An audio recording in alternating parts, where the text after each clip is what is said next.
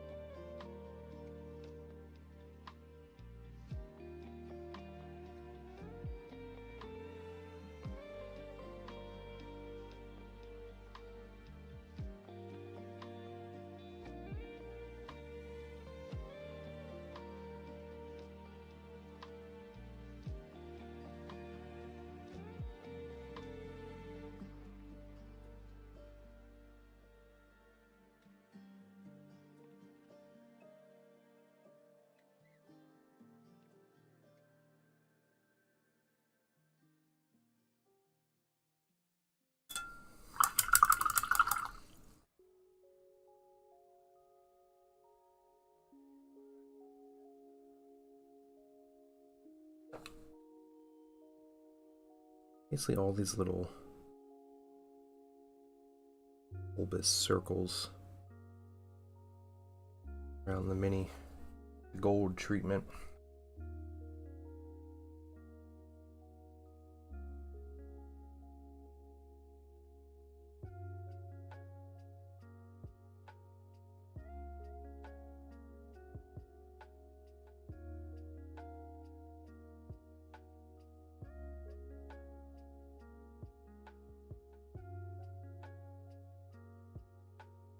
Playing a game of Balatro yesterday. Got my highest score I've ever gotten, which was pretty great.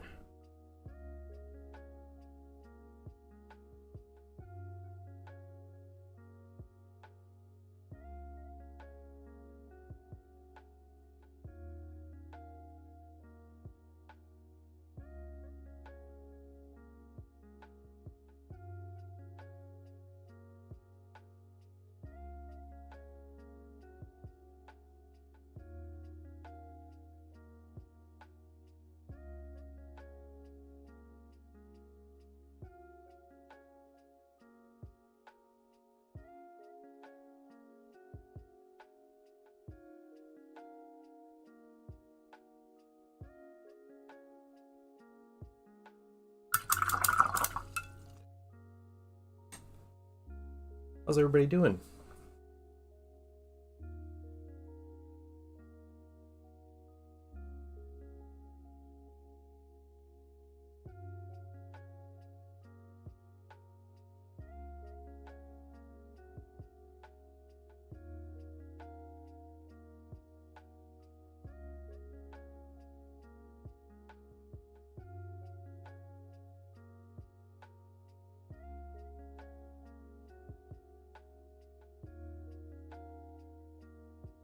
It's on the other side.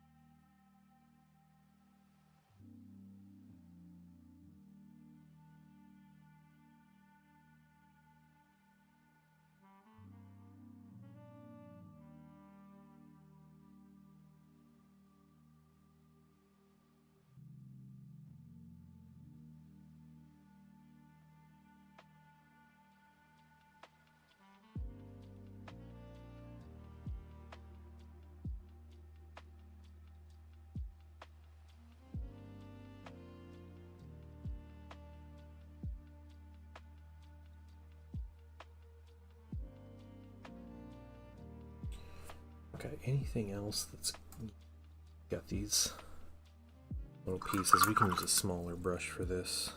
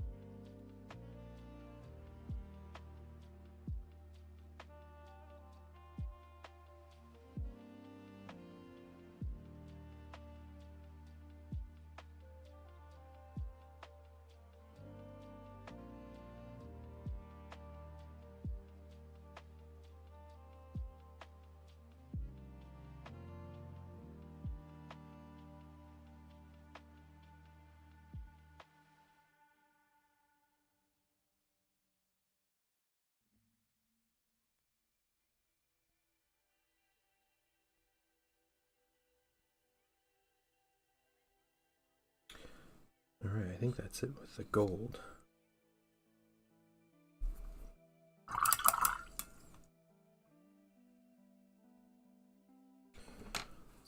Some other little colors. Hey Kuma, what's up? How are you this morning?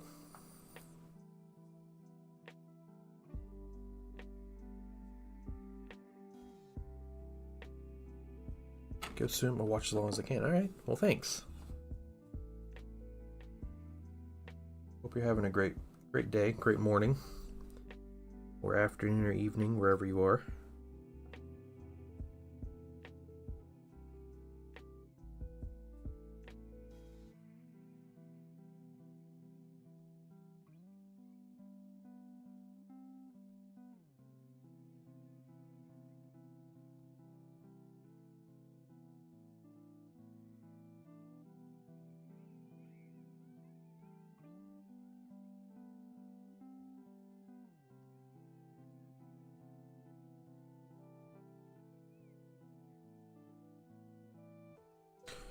Good, that's good. We're just continuing on these Tau minis here. Next commander to paint.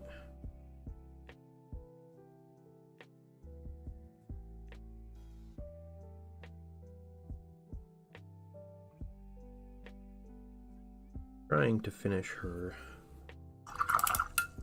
day.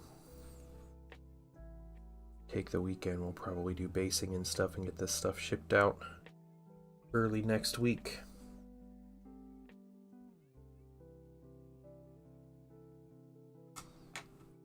Her minor color here, you know, I think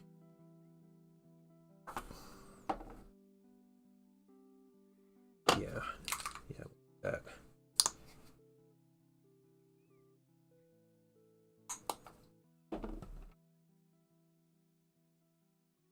Good morning, if I do say so myself. That's good. That's good.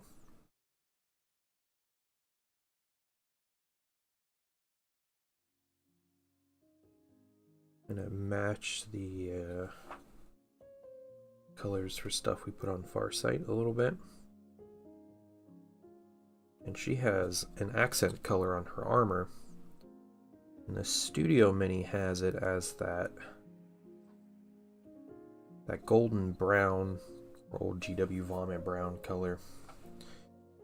But I think I'm going to do it red to tie her in with the rest of the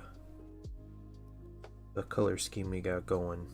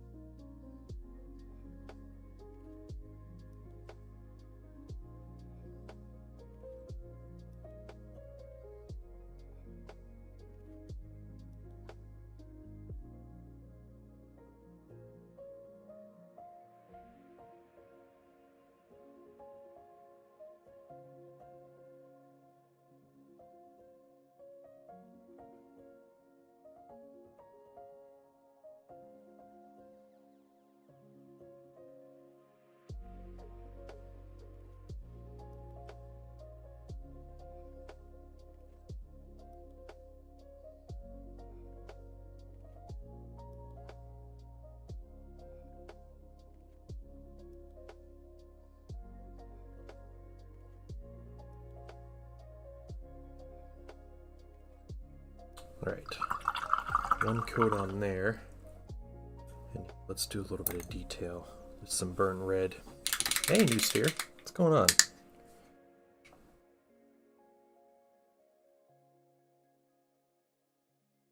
How are you doing this morning?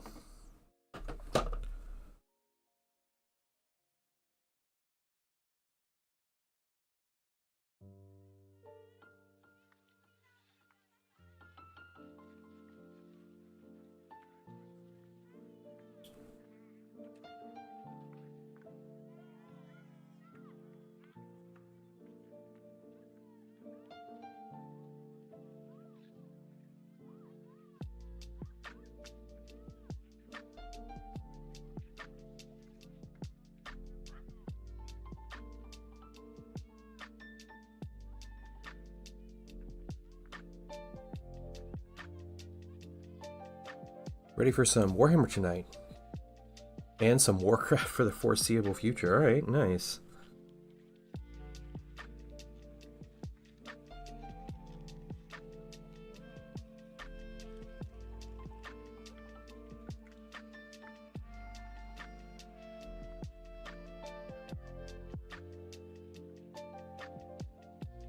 An okay Guardian, what's going on? Go now. Be back later in stream. Okay, cool. Kuma, great to see you.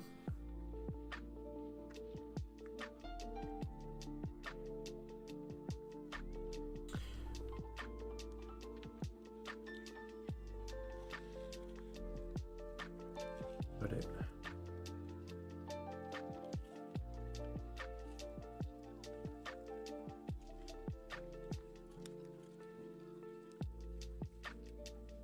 That way, okay.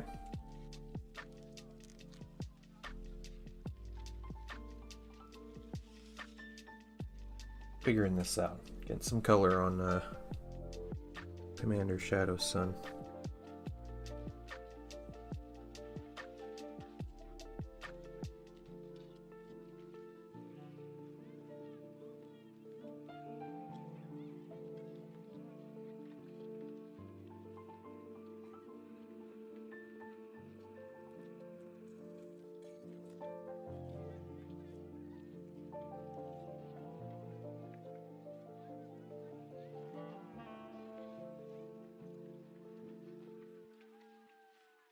What kind of Warhammer are you playing tonight, Newsphere?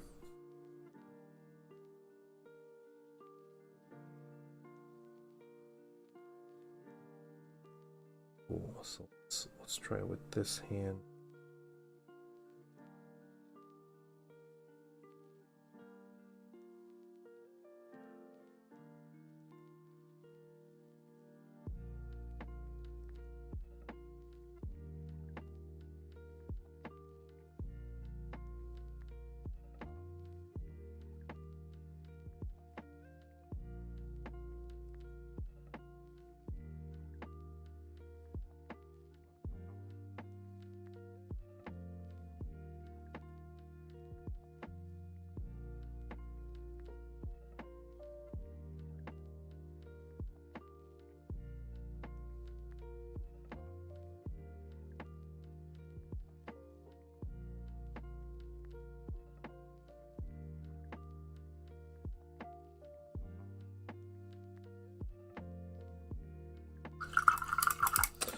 Done replacing a hasp for a door. Pretty good. Other than annoying myself for bringing a bunch of unprimed models. Oh.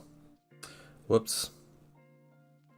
This buddy's over for 40k 2v2. Oh, nice. Very cool.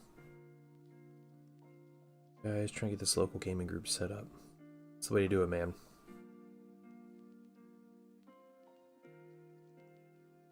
Very cool and good luck.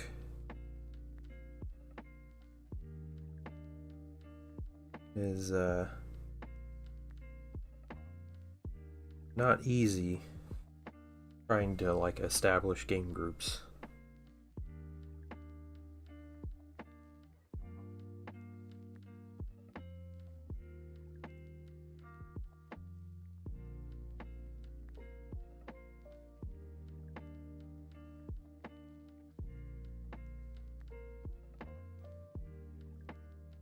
Stakes, but okay.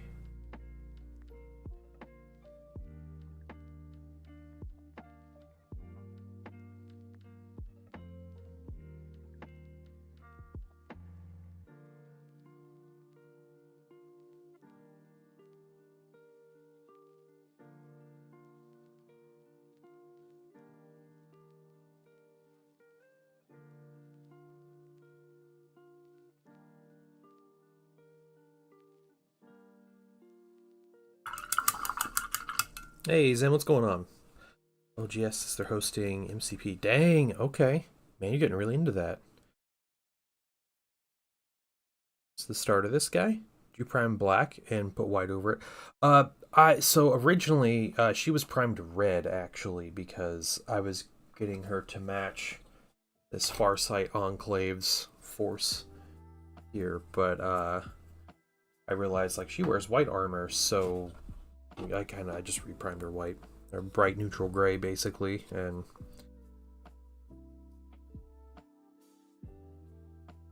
working back from there.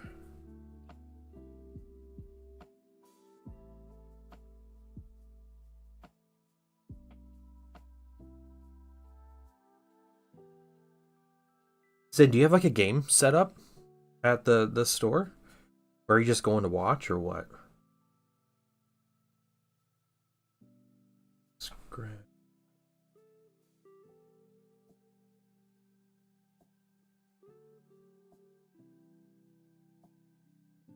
You play my Votan? Haven't decided. Okay, okay, cool.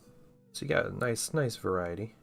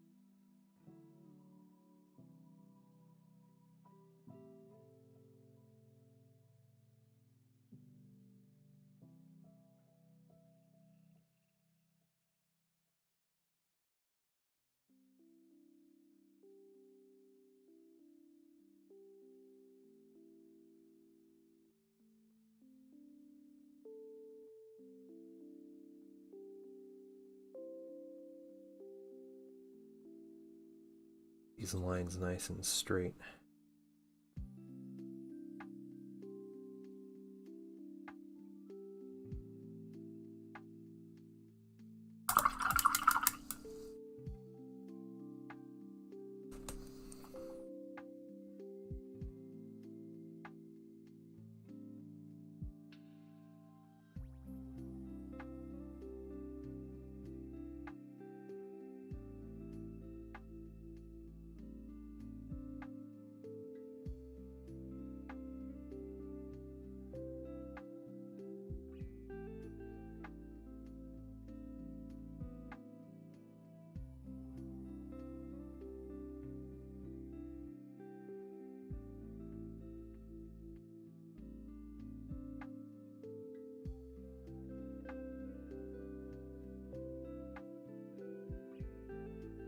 Okay.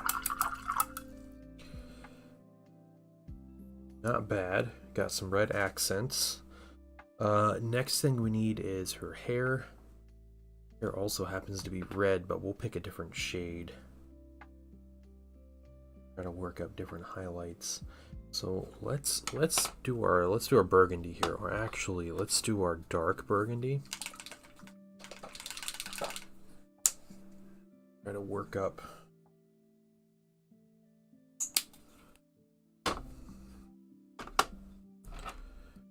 You just want to see what the mini boards look like. No, not at all.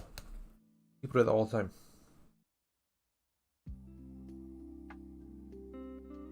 I bet people would be willing to play a game with you too, using their minis.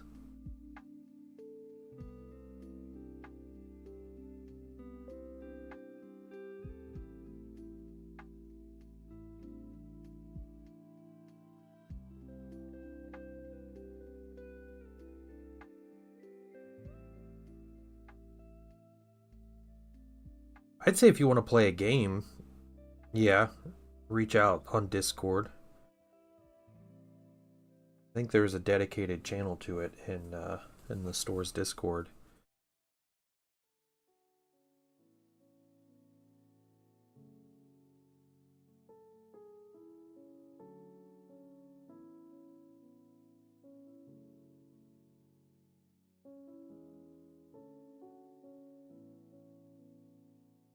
For our best customers. How you like the Ion Tech we sold you? Yeah. Alright, Votan. What's going on, Stone Grey Fox?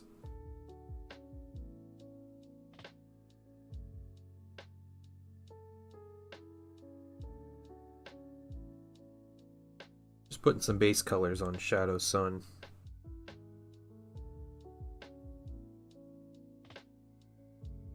Where we do a we're gonna do a wash and then start on the highlights.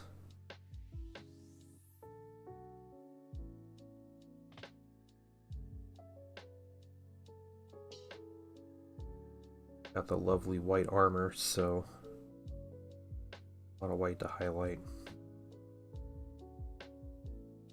Getting ready for work? Alright. Nice. Well, thanks for joining. Your morning here.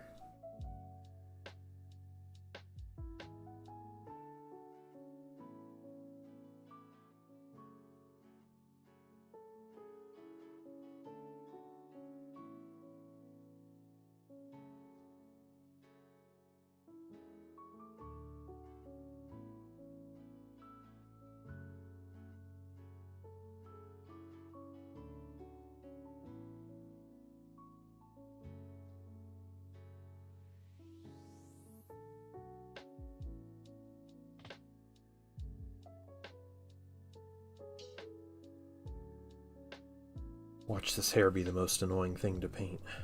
So many. Gotta get some highlights in this mini. You should take a lot less time. Bar sight, just a lot smaller.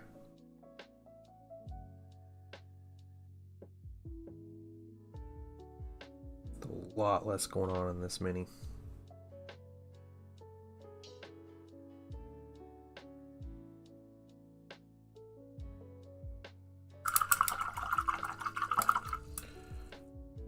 Assembled a Hearthguard before getting on. Oh, nice. Okay. How much Votan do you have for an army? Seem like you're a big Votan enjoyer. I have painted quite a bit of Votan, but none of it was for me.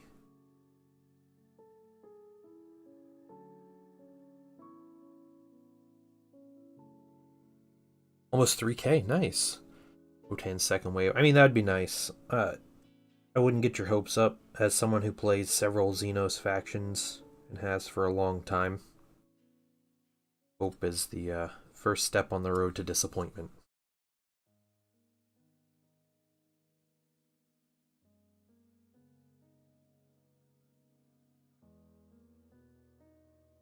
Dark Eldar have been waiting 15 years to get a new unit type. Instead, they just take away units every edition. Do another coat on base here.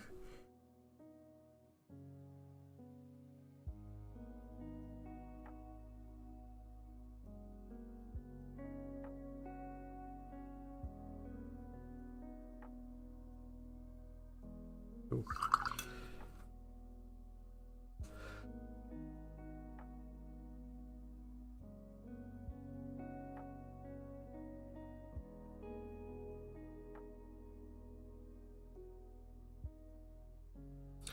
Alright. I think as far as base colors, I think that's that might be a little bit of gold. Some gold I put there, and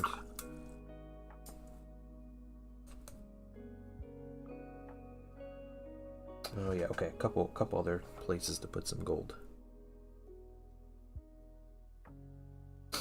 Friends are not fond of the Hecaton. Oh, okay. Yeah, New Sphere is exactly right, Zen. If you are interested in the game, like jumping in the game night is totally appropriate. People are normally really excited to have new people.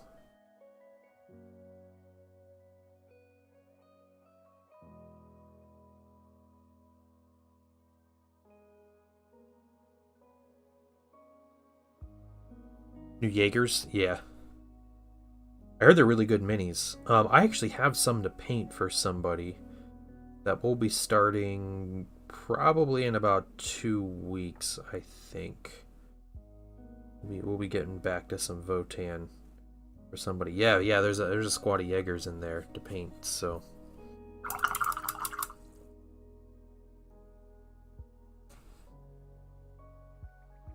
Okay, I think that's it for base colors, guys. We're gonna start getting a wash together. We're eventually add like effects and highlights, but her guns are really simple.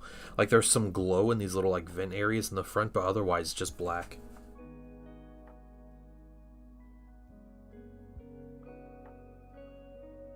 Yeah, that's it.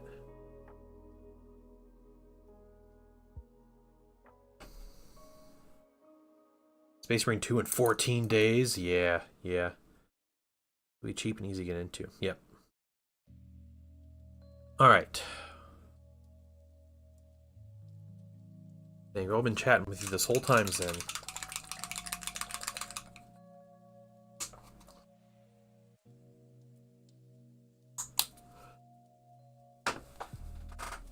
We are thinning down.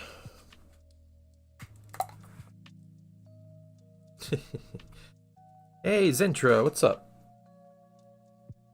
New Mech Warrior looks good. I've never played a Mech Warrior game, so I can't really comment.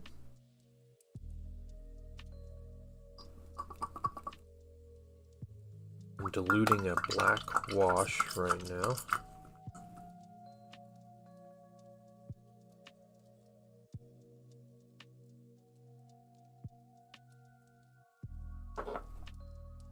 Look until... Okay. Alright. Set in the Battletech franchise? Oh, cool. Not familiar with Battletech either.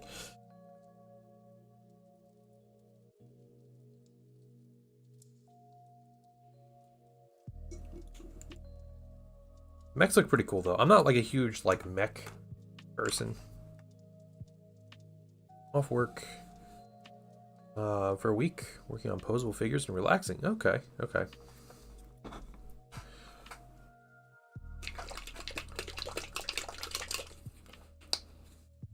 Glaze and wash.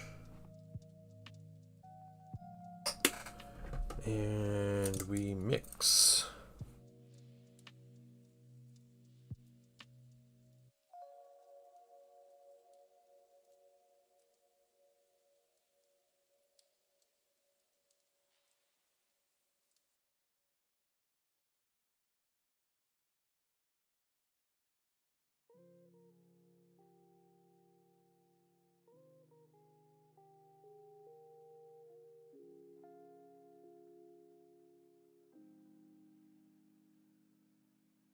So I started working on some my last 2 Solar Auxilia minis. Yeah, that's good.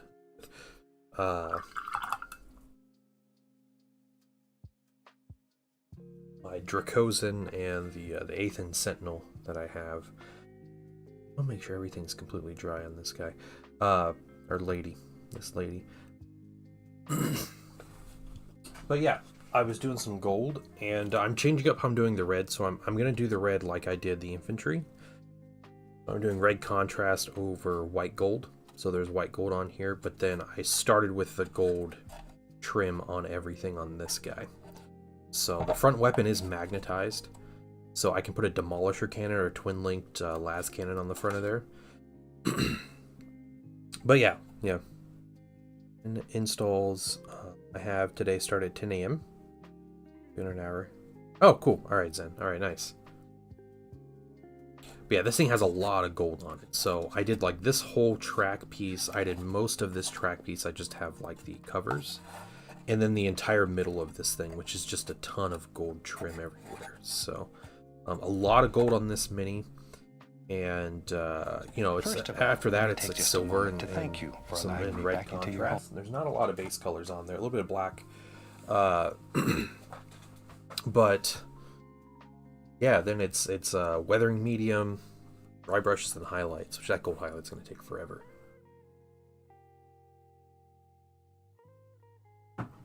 Absolutely forever. Excuse me, man. Hey, Stone Gray Fox, thank you for the follow. I really appreciate it. Heh. Funny. I have painted about 3,000 points worth of World Eaters this year for somebody. I painted a big 2,000 point lot all at once. Excuse me. For them, it wasn't the trim that was so horrible. It was the World Eaters were the fact that everything was so like even, like there was, like a good amount of trim, a good amount of armor plates, a good amount of like skin showing, like chains and like metals, uh, all these different things. And what it leads to is it's a really difficult choice of like initial base color. Excuse me, because I always airbrush a base color, like my most used color, to like make it easier. And yeah, so I ended up just spending an equal amount of time painting trim, then painting skin, then painting metals, and like it just takes forever. So yeah, those pretty brutal painting World Eaters. I've painted Thousand Suns before, like 40k rubrics a lot. It's been a while since I painted rubrics, but yeah, I mean they're just tons of trim. But once you get past the trim, the minis are really simple. You doing skin? Figure out what to do with my Chthonian Berserks. Yeah.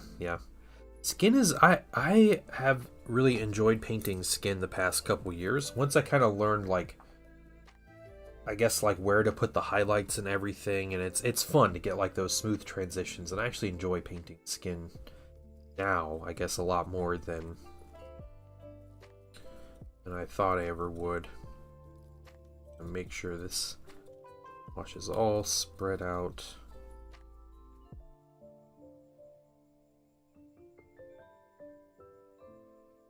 So I'm not like wiping, brushing as much as I am just like dabbing the brush.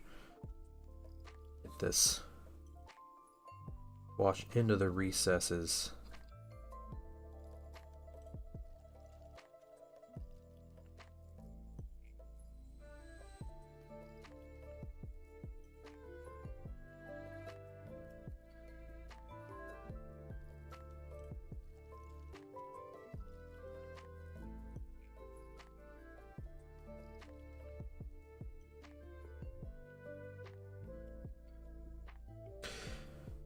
So I can use rock colors? Yeah, that's cool. That'd be so cool. Make them like gray and like dry brush the gray to make it look like stone. That is an incredible idea, actually, and I really like that. Very, very Dowie Czar of you.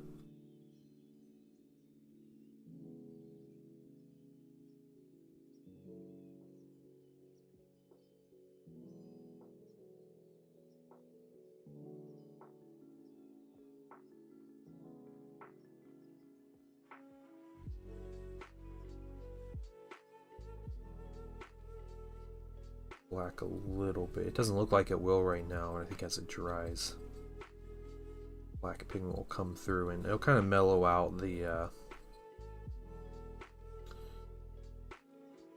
more coal black that we have down this flat black.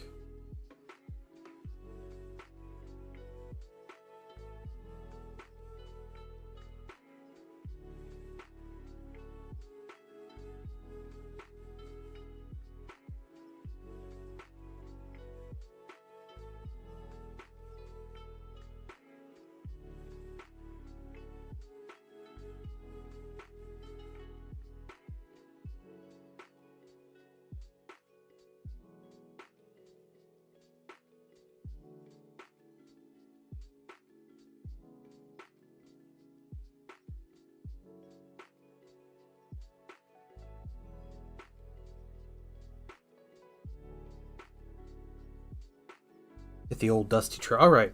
Have a great day at work. Thank you for the follow, and thanks for chatting. It was great to meet you. I'll see you around sometime soon. More than welcome to look up my schedule. I stream pretty consistently, so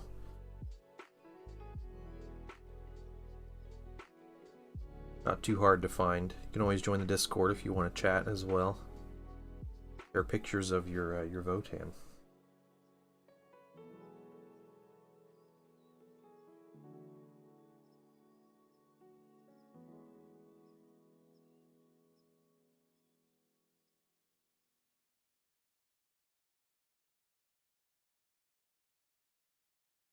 Alright, I think we're good. Are we...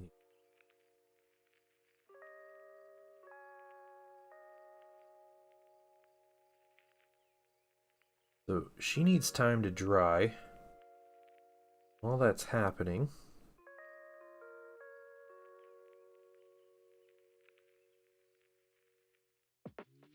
we're gonna work on some bases here. So let's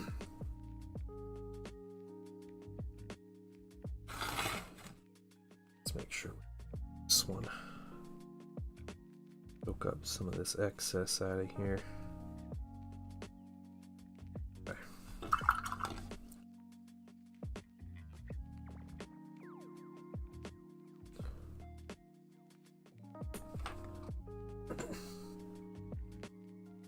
Grab Farsight. We're going to try to paint this rock a little bit, and then we're going to work on the tree branches, because we kind of have the little cherry blossoms done at this point.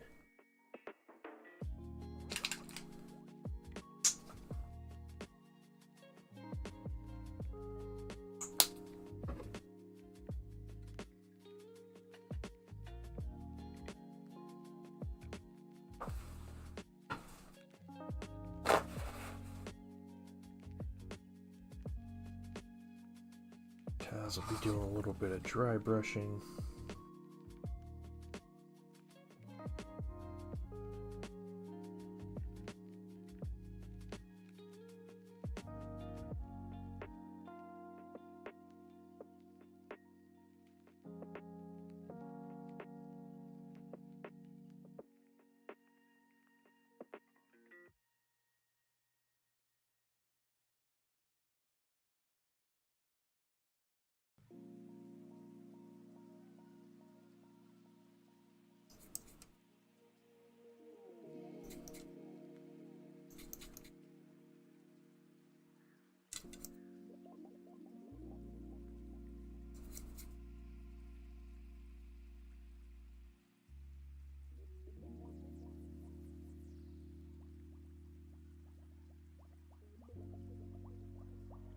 Hey, Crucial, what's going on? How was the I know you didn't finish the game, but how was your creepy game you were playing last night? I was lurking in for a while I was doing some 3D print stuff.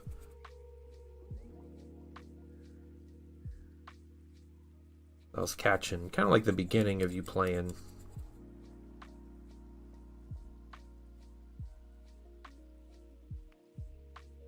We live. Okay. Is that good? Is that a good thing in this game?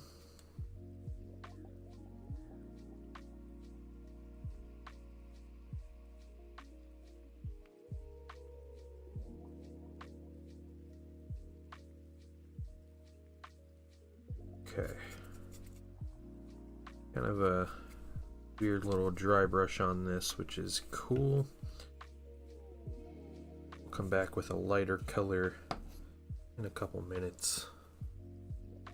Expecting where that went. Oh, really? Yeah, yeah.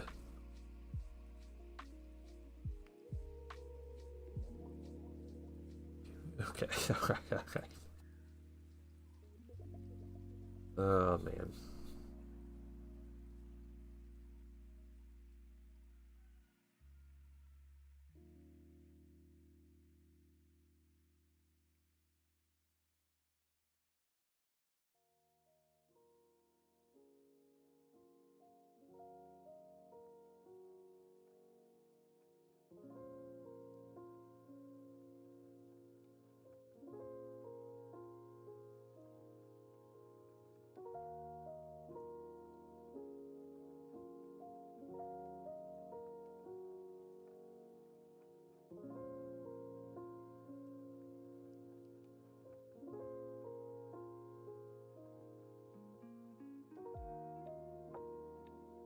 Auto looking straight fire. Oh, thanks. I appreciate it. We'll get to the highlights here.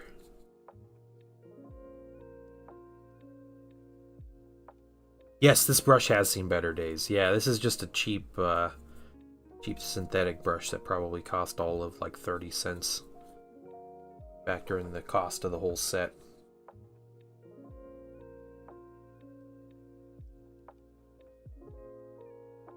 what it's there for. Washes and dry brushes.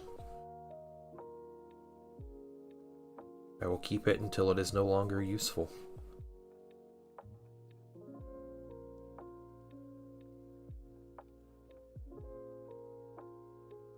Okay. So we got that base coated. My nonsense. How are you? I'm doing well. Doing well, man. Yeah. Having a good morning. Weighed myself this morning, and I did not lose any more weight between yesterday and today. However, my weight was almost the exact same.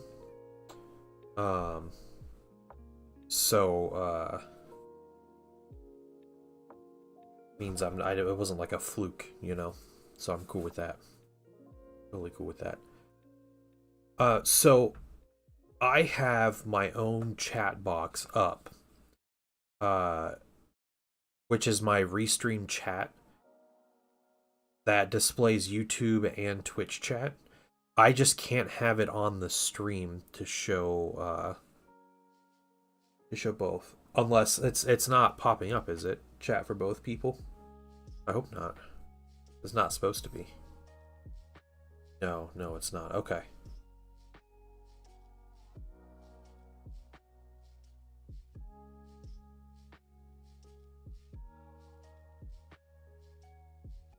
Alright, we're gonna get some lighter gray. Yes, no. Wait, it does come up. Oh, weird. Okay, I don't know. I don't know why that's coming up. That's not supposed to happen.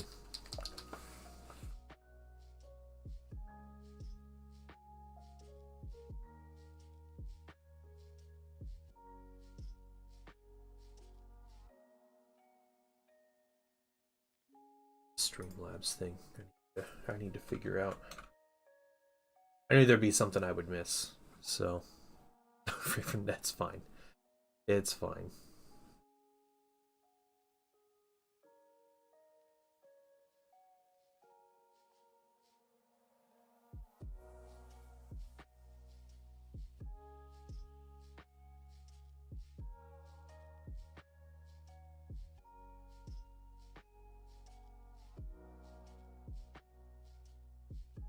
Okay, well, something to figure out.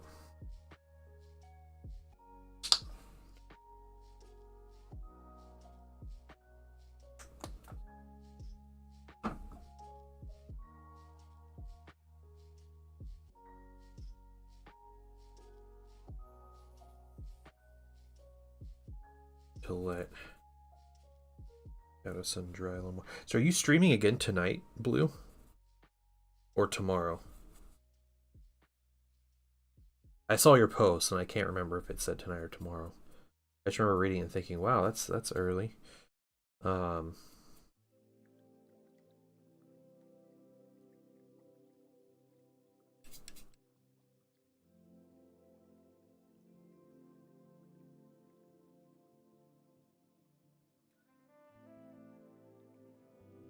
Tomorrow, okay, and tomorrow is Friday, which is something I think my brain just hadn't wrapped around at the time of reading your post, so that might be it.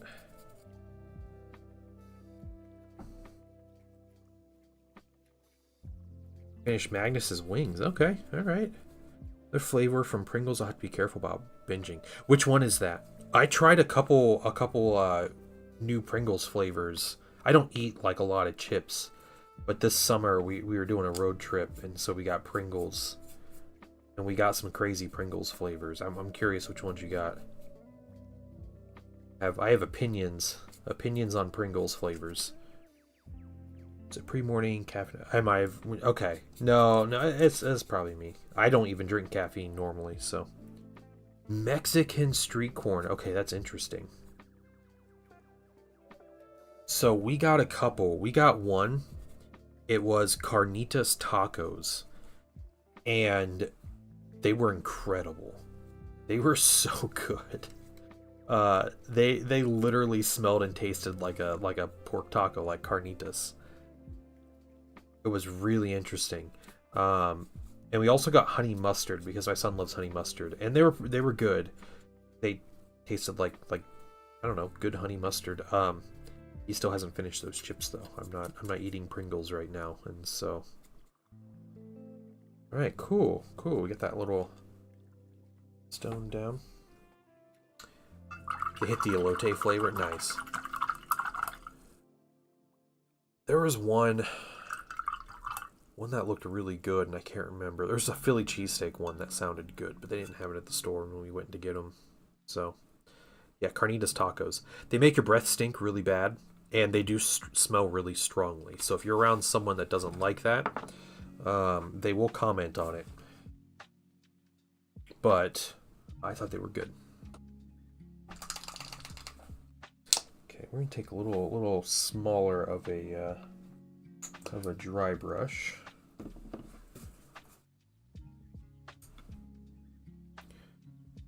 Get this the tree here.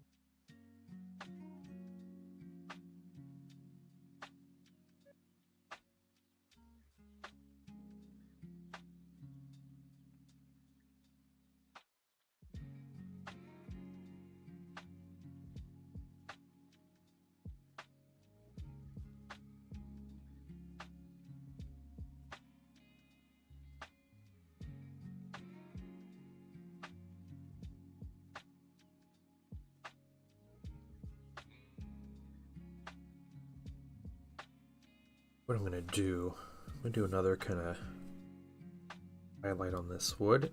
I'm gonna desaturate this brown color, this light umber, with some gray.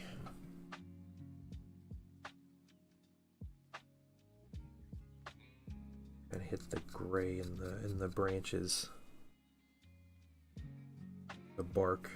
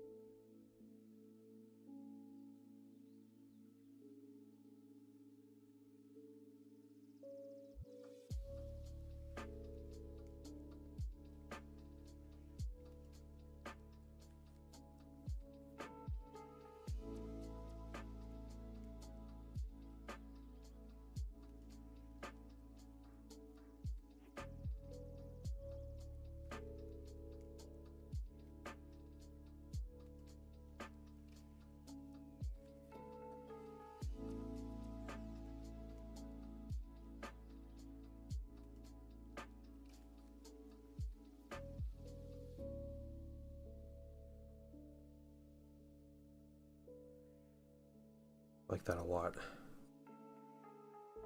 They're really good.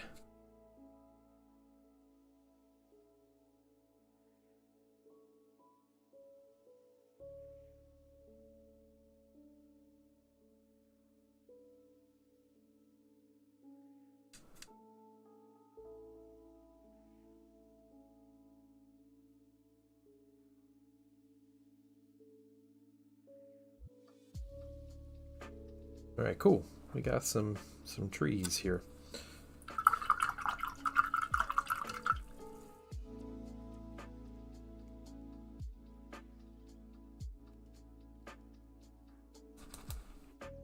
Let's see how Shadow Sun is doing.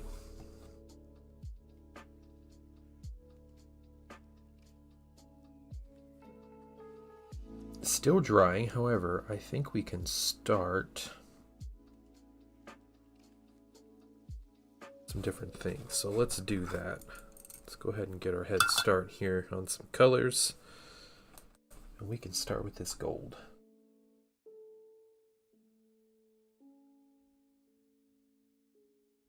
Hey, Hexbell. How are you doing?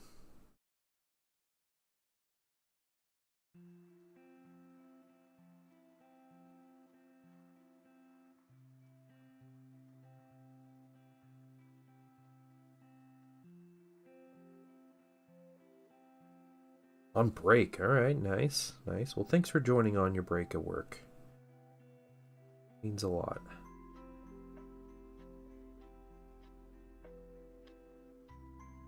I don't know why you guys would get on Twitch on your work break, but hey, that's cool.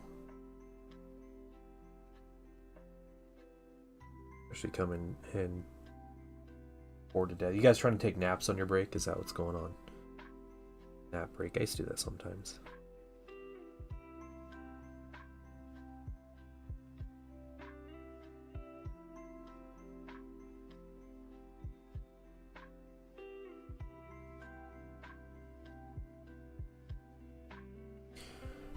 To bring the box. Yeah.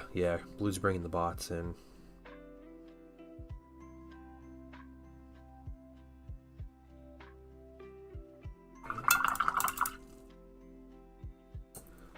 Some bright gold.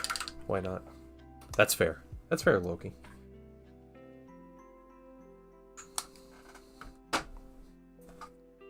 I appreciate it. It's always nice to have a cool group to hang out with while I work, so...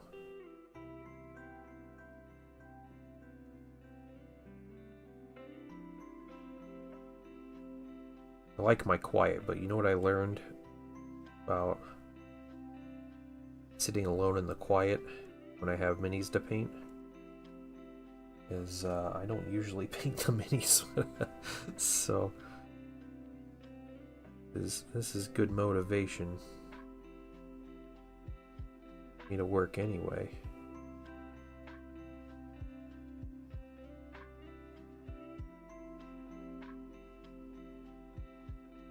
All morning getting chastised by an office worker can't figure out how to change their background. Oh no.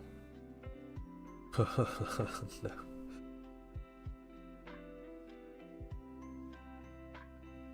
Blue, did I ever tell you what I used to do to coworkers of mine?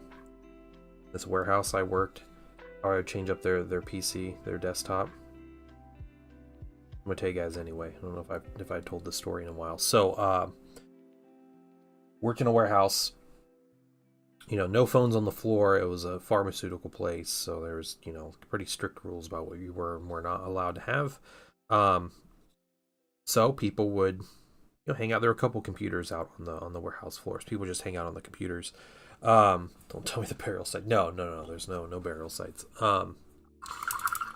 So you always had to sign into your account. You know, like any company, I think anymore. Anytime you get on a PC, you have to sign in. And some people, I worked with a bunch of boomers. Okay, so let's preface this. I was the youngest person there by 15 years. And I was like 24, 25 when I started there, so it just like people just got older. So some of these guys would leave their desktops unlocked. They'd leave their account signed and just walk away from the computer. So, I would occasionally do things like, and was it Windows XP, Windows 7? I think it was Windows 7 that we were using. So I would change the colors of like the like browser bars, um, and change the bass top, the background. Yeah, Windows plus L. Yeah, I know. It's yeah.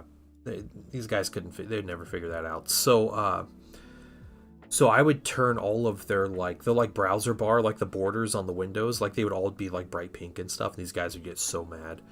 Who's messing with my stuff? He's turning my stuff pink and all this stuff. It's like, you leaving your computer unlocked again, Phil? And and just all this stuff.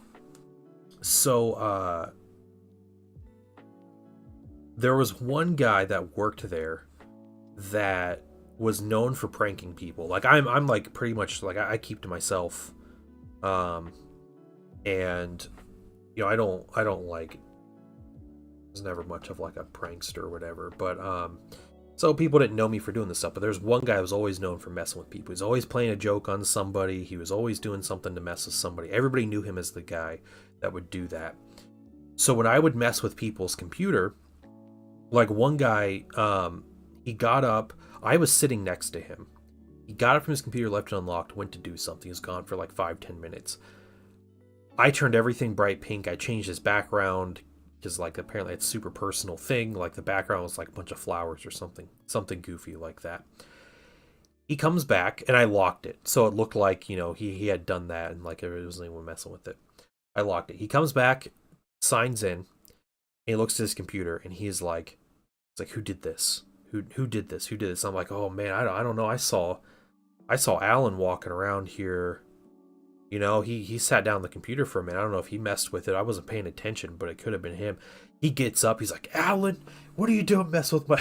He start yelling at the guy, the prankster guy. He had, yeah, everybody just blame him for everything. But anyway, so I could get away with stuff like that. So, yeah, it is Erebus level stuff. Yeah. So, I would get people, changing the colors on the stuff is one thing, but what I would end up doing is if you push was it Control Alt and one of the arrow keys, I think is what it was, like left, right, up, or down, it would flip the screen, like mirror your desktop. So like I think it's Control Alt, maybe it might have been something else like Shift Tab, or I don't remember what the command was, like 10 years ago, but I would flip people. Yeah. So yeah, it'd rotate it. Yeah, okay, so it'd rotate it. So we'd rotate it upside down, or find a way to like flip it, like to mirror the screen.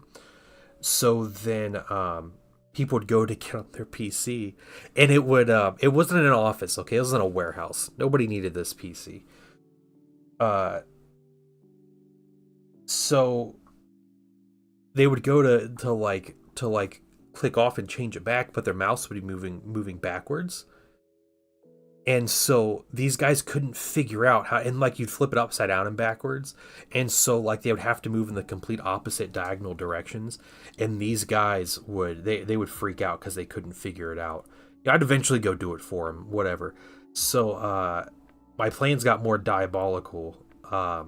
What I my perfect prank I did on someone's desktop, and it was the prankster dude. I did it on him.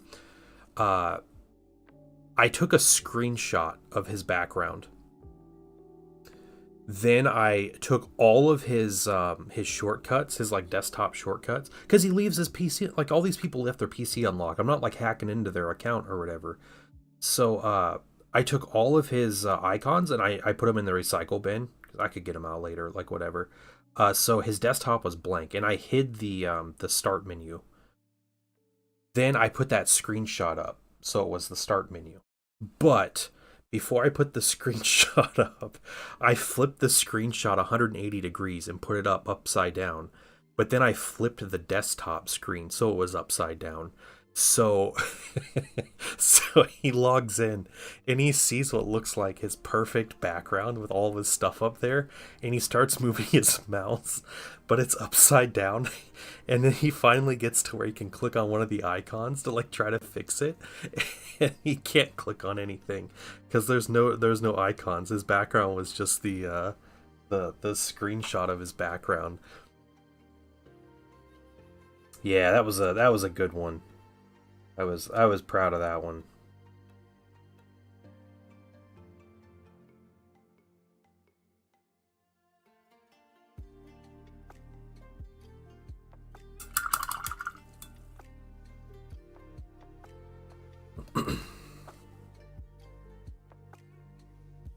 It's good stuff. So if you have coworkers who leave their desktops unlocked, you're welcome.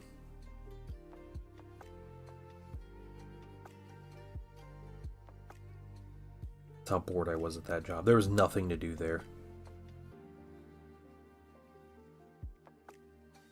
There were like 10 people that worked on that shift, and there was enough work for one person to have about 10 minutes of work every day. That's what it was like my last 6 months there.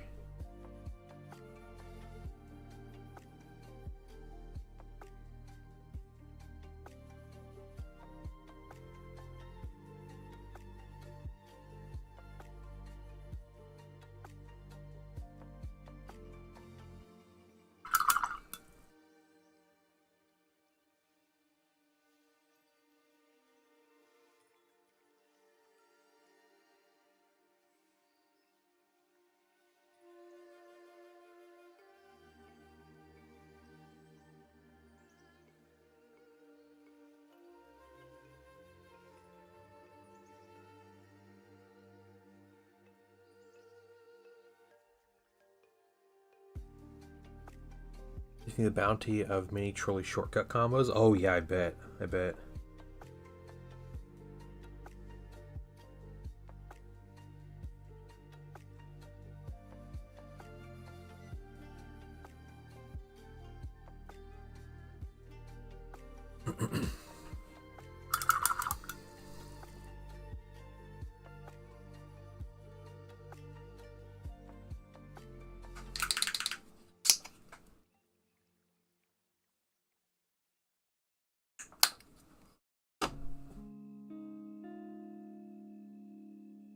Left alt, left shift, numlock. Keys turn a numpad into a cursor.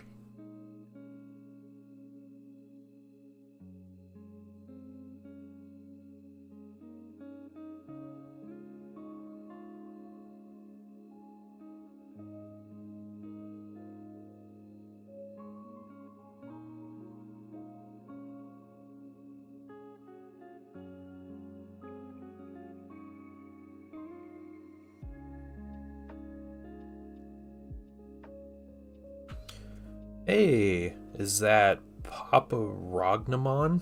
Is that how you pronounce that? Welcome, and thank you.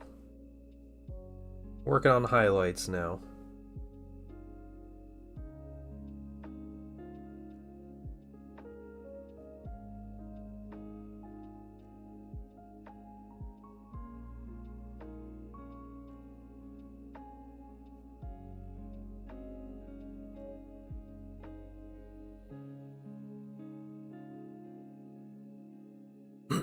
Numlock for 5 seconds. Toggle keys every time numlock, caps lock, and scroll lock is pressed. Computer makes a beep sound.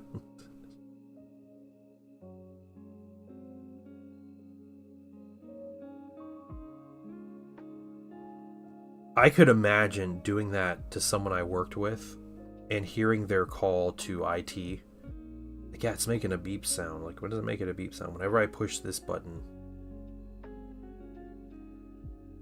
13 years decided I want to get back into painting now that I can afford it. We're good at it. Oh, yeah, yeah. Well, thank you. I appreciate the compliment. But, I think you're getting in a good time. There's a lot going on in the hobby. If you ever have any questions, I'm more than happy to answer them. And if you ever want to show off your work, or if you have questions about your work or something you want to show pictures, I have a Discord. I love seeing people's painted picture. It seems like we always have people who are new to the hobby jumping in. It's every single stream have new people. Uh, but yeah, we have good community. People are willing to help. People of all different skill levels and experience levels. We're painting the base essential. You mean like as a base layer, like a prime? Is that what you're saying? Essential or It says Scotch tape over the mouse laser. Ooh, that's a good one. Like an airbrush. You don't need an airbrush. I use an airbrush. I use it to prime and put like an initial base coat on my minis. That's like 95% of my airbrush use. That and varnishing. Airbrush is not at all necessary. It is a very useful tool, and I would not choose to go without my airbrush at this point, but I paint a lot. And airbrush makes a lot bigger difference when you're painting 700 minis a year.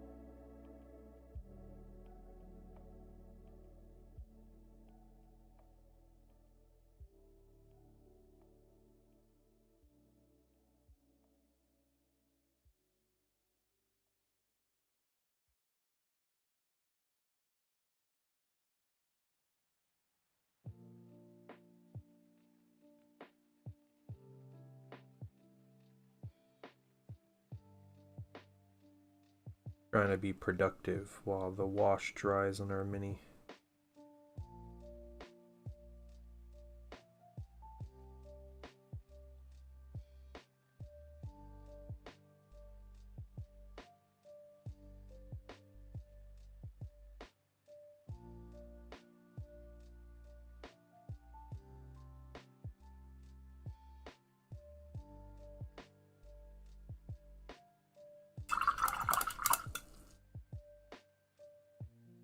Okay, red is looking good. Let's go back. Let's paint face here a little bit. The highlights here.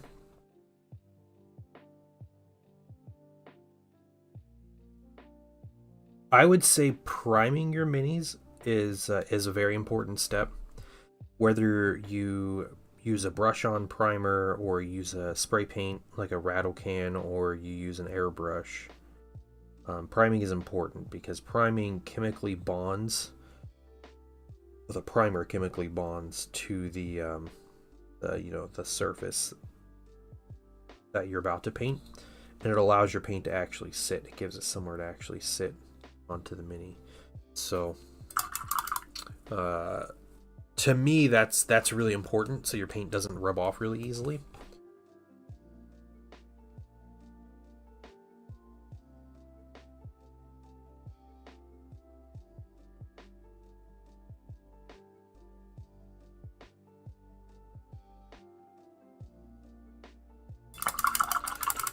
But you can use either of those methods. There's brush on primers, there's, spray paint. Spray paint, you just got to be careful with the weather outside and everything. But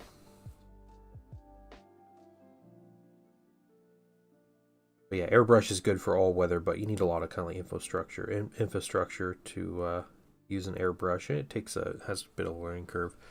I've washed twice now. Brush on primer just isn't sticking. Oh, weird. Huh. That's unfortunate. Introduced 40k when Dawn of War. Yes, dude, Dawn of War was so good. The game's still good. There's still you can find amazing mods for that game still, like Unification and Apocalypse and everything.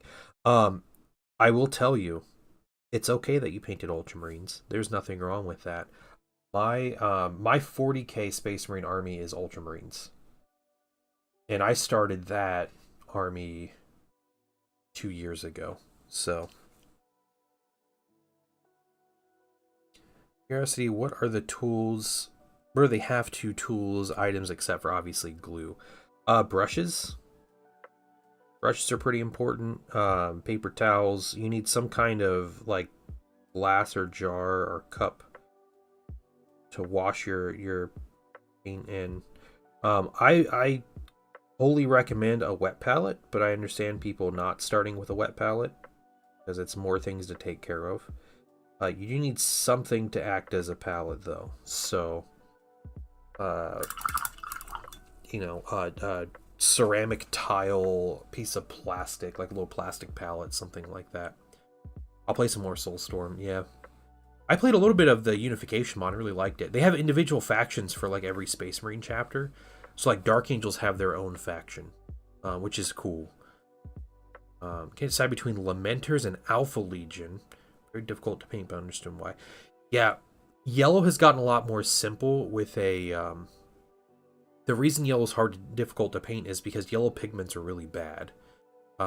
It's hard to get like a good like saturation of yellow color without putting like 8 layers of yellow on. It's a lot better now. There is a contrast paint called Imperial Fist Yellow. It's very vibrant yellow, but I've seen a lot of people using it obviously for Imperial Fist, but people seem to love that color.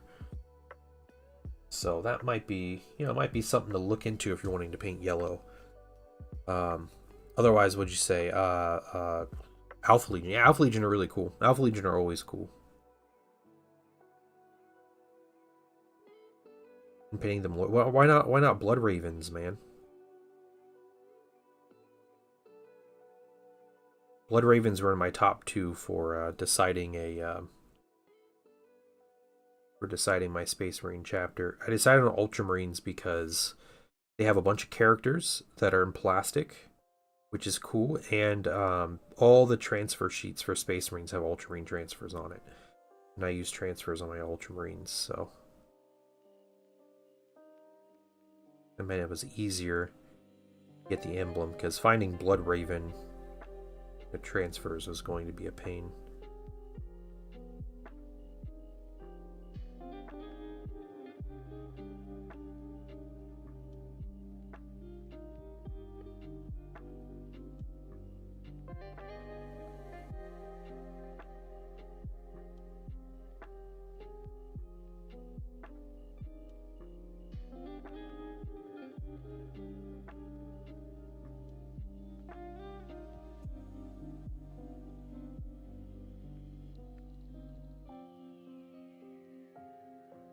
Bad Moon Yellow over White is my go-to for bright yellow. Okay, Bad Moon Yellow over White. Well, there you go. Is that a contrast? Bad Moon Yellow? 70-cent bathroom towel from Home Improvement store. Yep, it's a good beginner palette.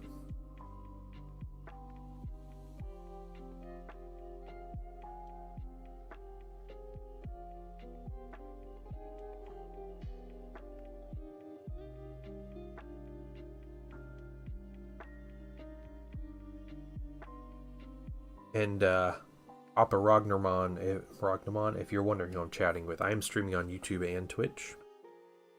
For Blood Angels to Blood Ravens.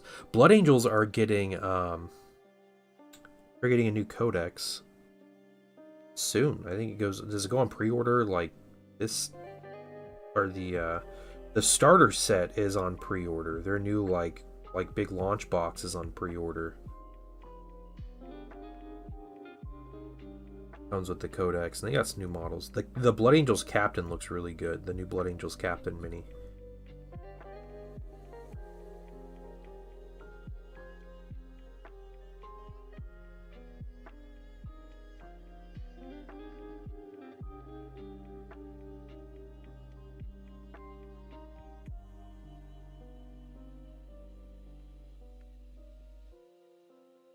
Not a lot of depth to it, but it does bright yellow really well. Okay, Okay.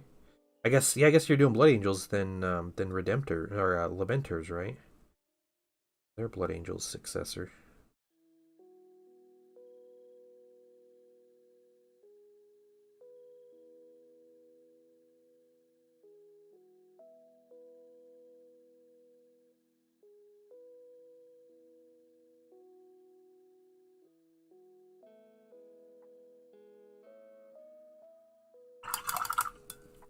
Keep going brighter with the hair. We're adding Bold Pyro Yellow. Or Bold Pyro Red, not yellow. This red.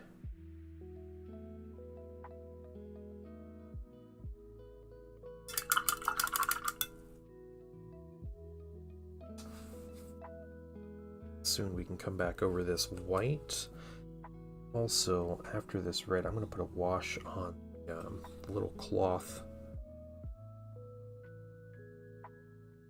ribbon thing got hanging from her belt.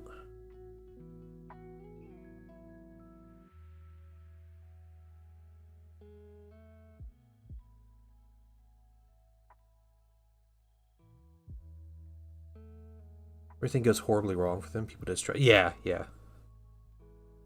Lamenters are really cool. And, you know, super sad, but...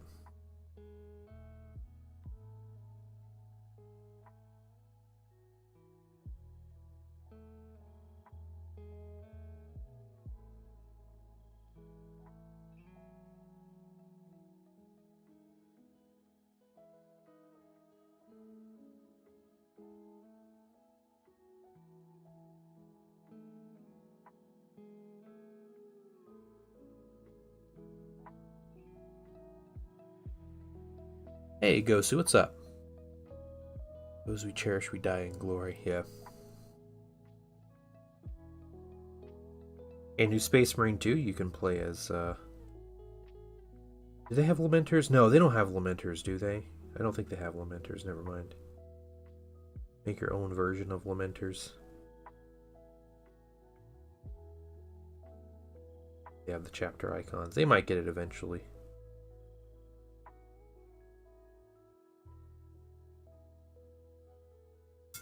The day started with a migraine. Ah, that sucks.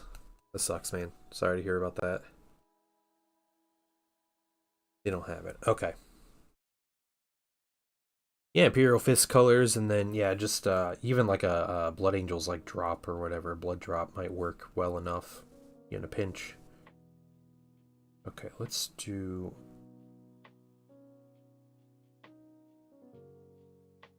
One more...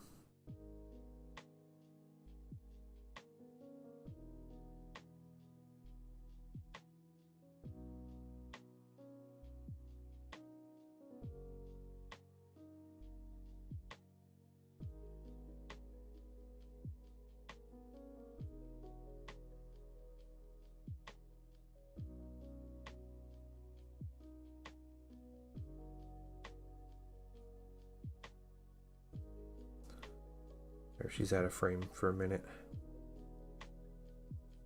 Just a second. And hit all these angles.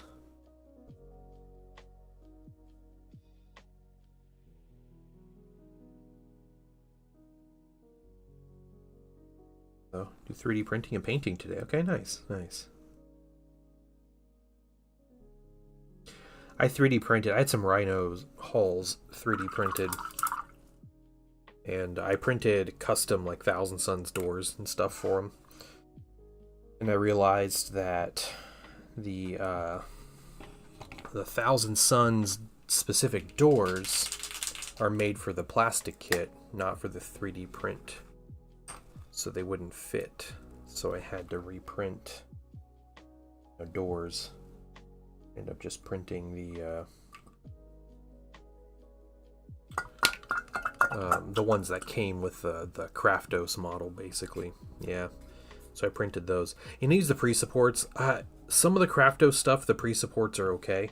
Some of them are really bad. Not that they fail, but they're way over supported. To where, like, you know, I was pulling pieces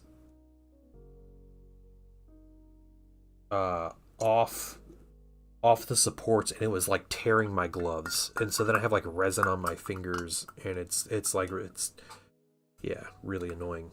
So I just have to remember the smaller pieces for those Craftos minis.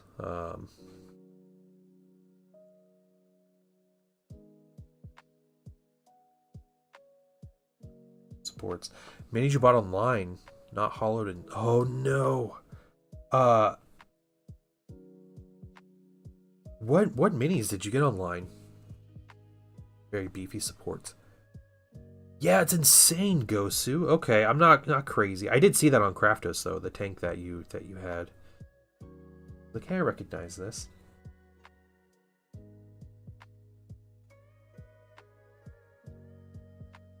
I don't know. I feel like I feel confident in my own ability to support my models at this point that like I would just support them.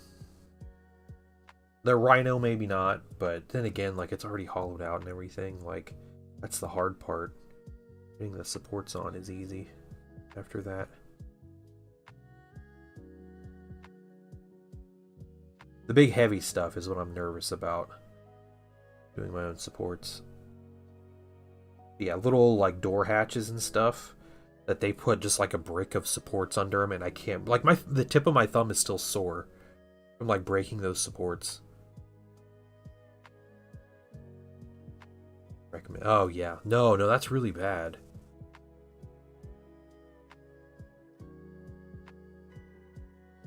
That's crazy. They didn't hollow it out, or they didn't drain it or something.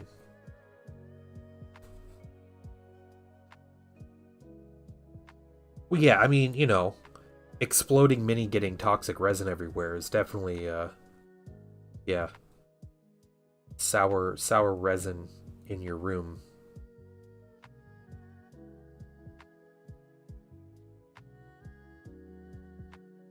Okay.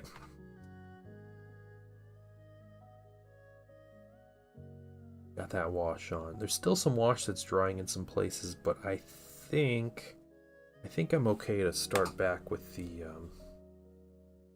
bright neutral gray.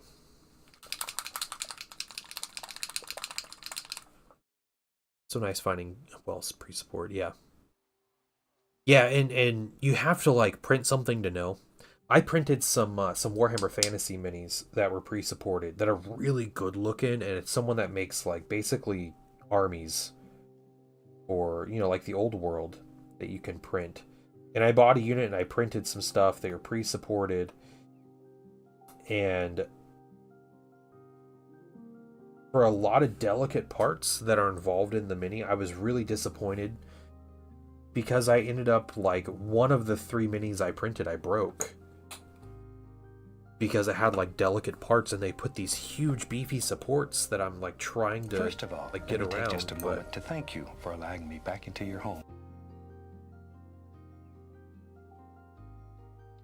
Yeah, they also those particular minis also had the problems where they wove the supports in between pieces of the mini. So even if you like take the support off the mini, you have to break the supports in other places in order for the mini to come out, because there's like a closed loop around pieces.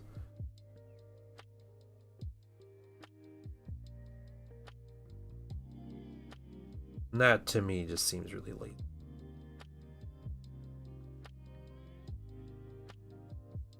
Totally pressed out of support, yeah. With like super ultra thick like supports and everything.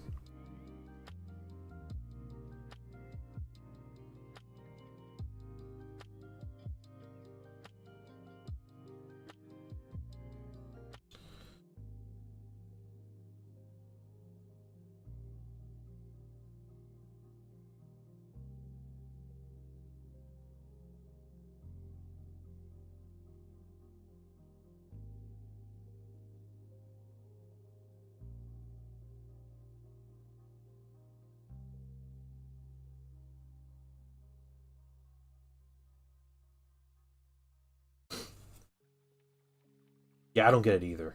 Yeah, they use like that huge brick of supports. Really annoying.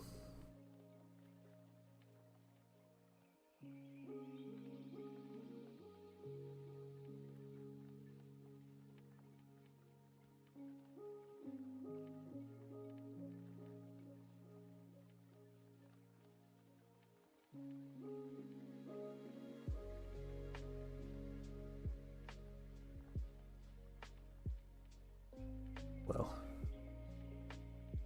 Oh well. Doing alright. Contacts in. Alright. Used to wear contacts. And I realized I was going nowhere.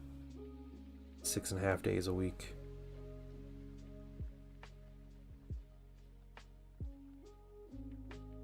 It felt pointless. FDM folks trying to learn how to support SLA models? Yeah, maybe. But some of these people, like Kraftos is one. Kraftos is really well known for making, you know, he makes his models specifically for PLA. So, but he's had hundreds of miniatures he's put out. I feel like there's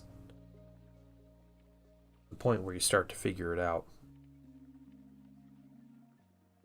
Oh yeah, so yeah, you know I got glasses and I just need to figure out if I have a beard or not.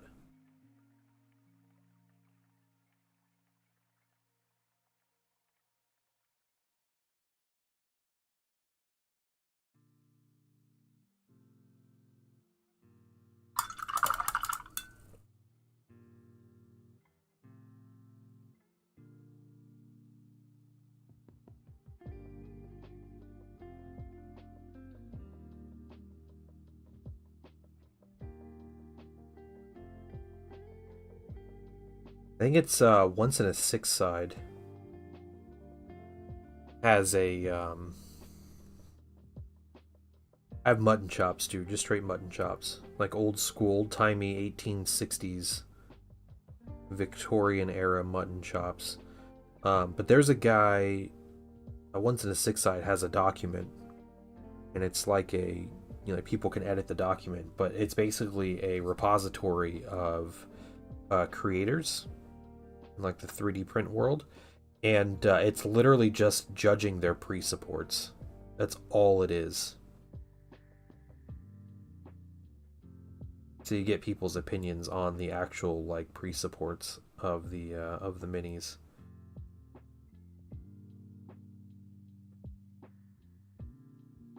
Yeah, yeah. Better believe it.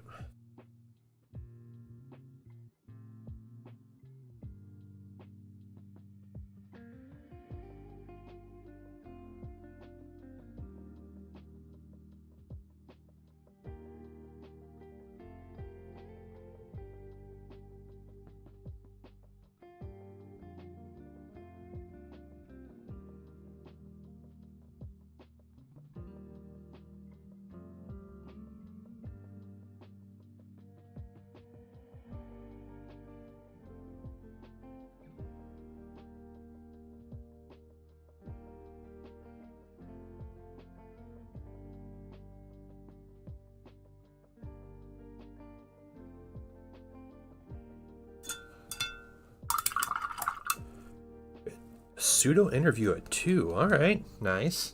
Good luck, dude.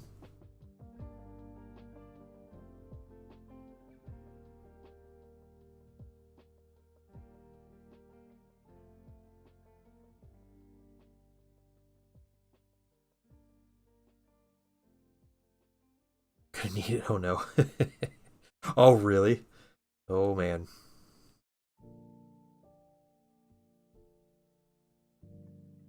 But you know what? An interview's an interview.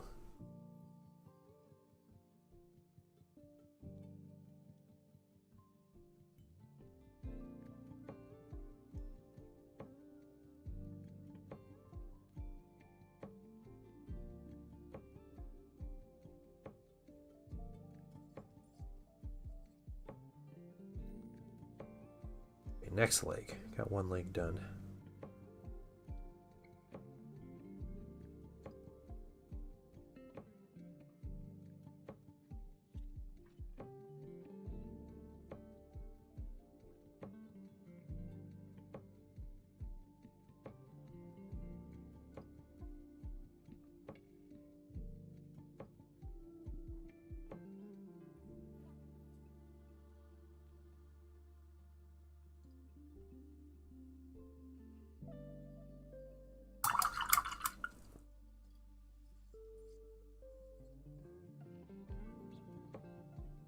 You can do it. Yeah.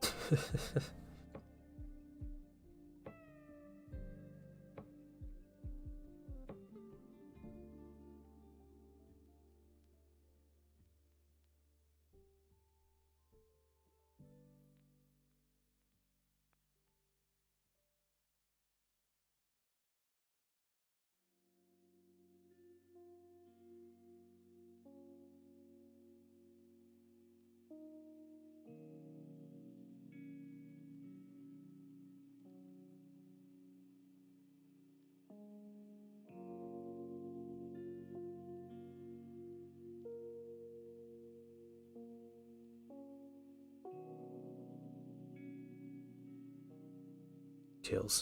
Curious. Alright, cool. Cool. What's up? Pop back if I can. Alright. Alright. Thank you, dude.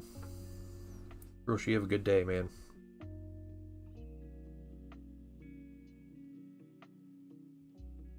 IT security stuff? Oh, gotcha. Alright.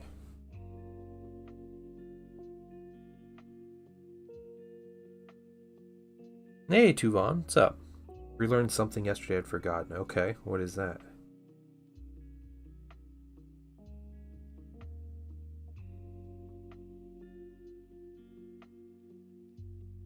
So,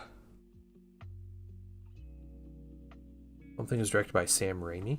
Oh, interesting. Okay. Cool. Zen, how about that? How about that, that Balatro score?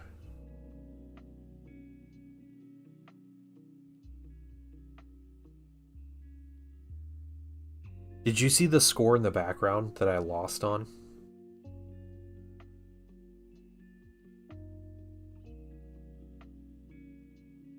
It was ridiculous. Plasma. It's Plasma deck. And I was doing, I think it was Black Stakes. So it wasn't even like the baseline. It was the one where the ante is like, is a lot higher.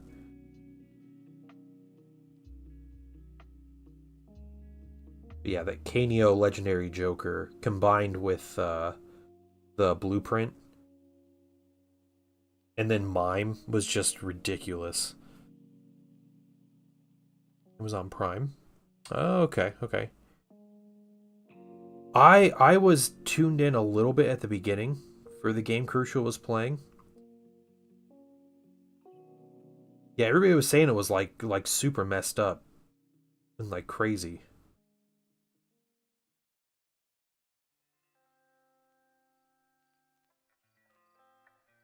I think I was in too early to see. What was the game called?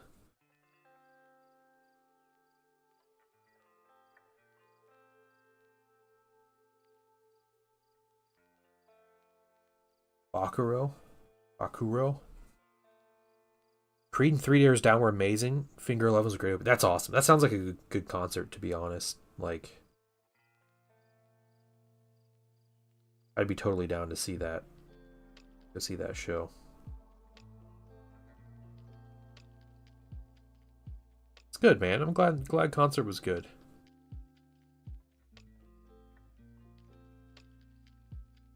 I haven't been to a concert in a long time.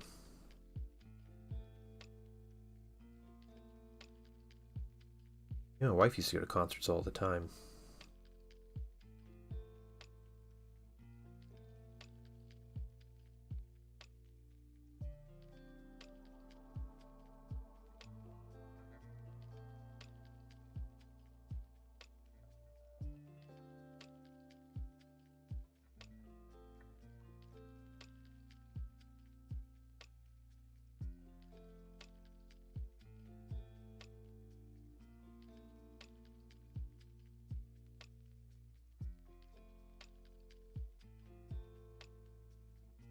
17 years ago when they did this Circle album tour. Okay, wow.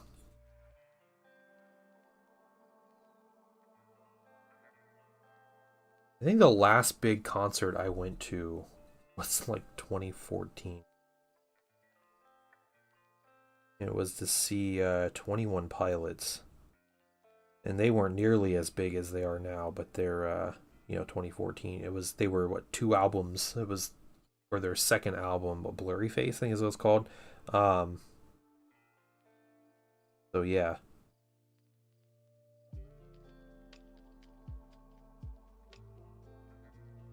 Good show.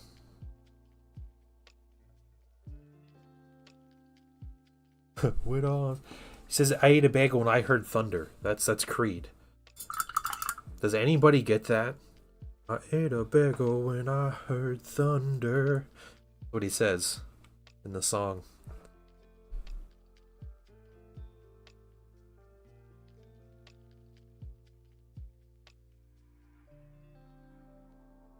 Girlfriend got girlfriend got us tickets right behind the pit. Oh, cool. Yeah, from One Last Breath. Yep. Classic line from that song. Did you guys ever watch on YouTube, like years ago, people would do, it wasn't bad lip reading, but it was, they would put lyrics to like screamo bands, and they would make up the lyrics. They were so funny for bands like a weird like Job for a Cowboy and like The Devil Wears Prada and stuff, and they would just make up lyrics like for what it sounds like they're saying. Those were so funny back in like 2008, like YouTube. It's peak YouTube at the time. Newer movies, caught up on stuff I missed. Watched both Quiet Places. They're pretty good. Yeah, I haven't seen the second one. I watched the first one though. I liked it.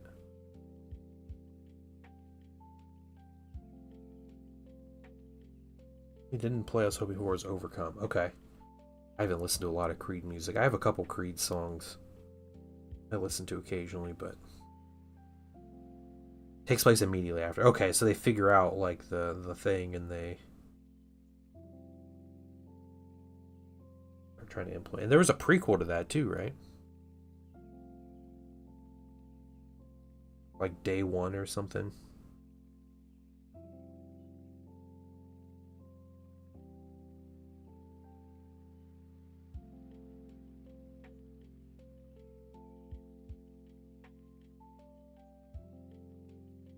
Prequels in theaters. Oh, nice. All right.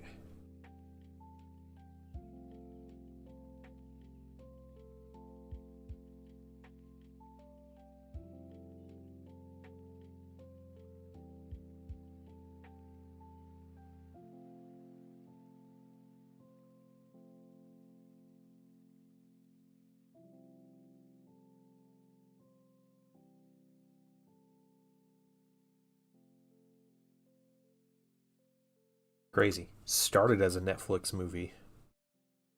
Moved into theaters.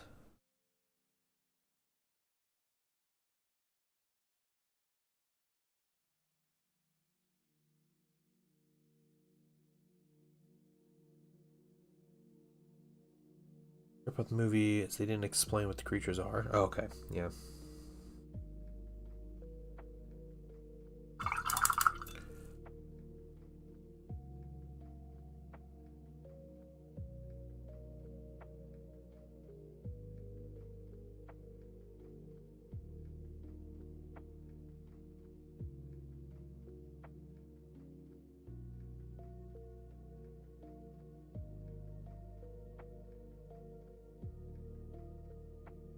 Gotta be careful because there's still wash in the recesses that hasn't dried yet.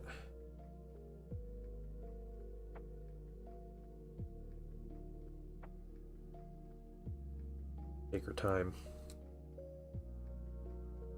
Good for the torso though. On to shoulders.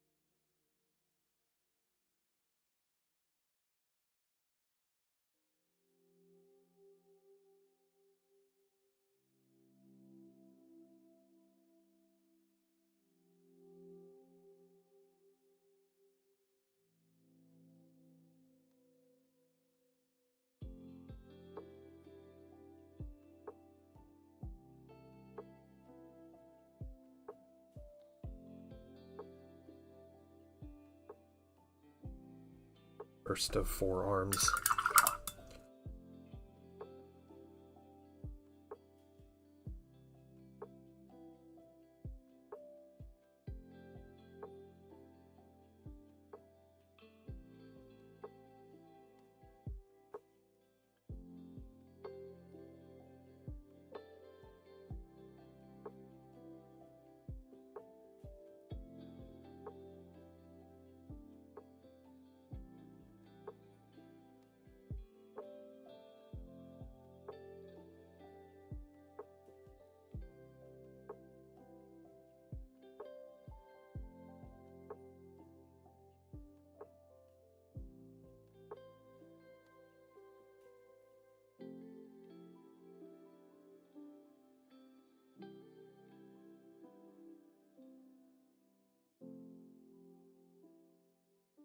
Highlighting these Tau battle suits takes a while.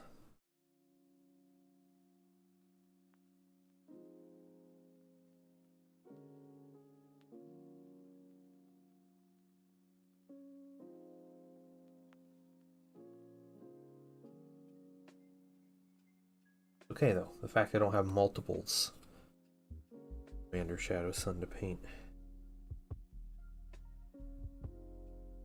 They go by a little easier.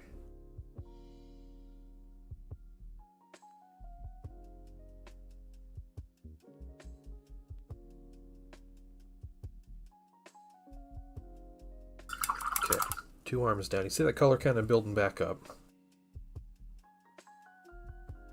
Keeping those shadows.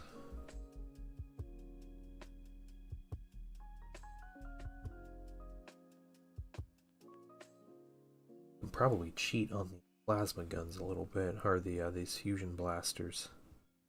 First of all, let me take just a moment to thank you for allowing me back into your home. Hey, Lack of Bones. I'm so sorry to hear that, but welcome and thank you for the follow.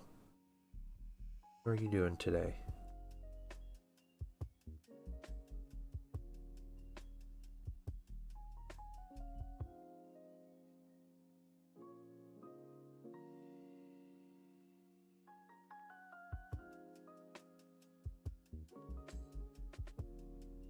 Just painting some Tau.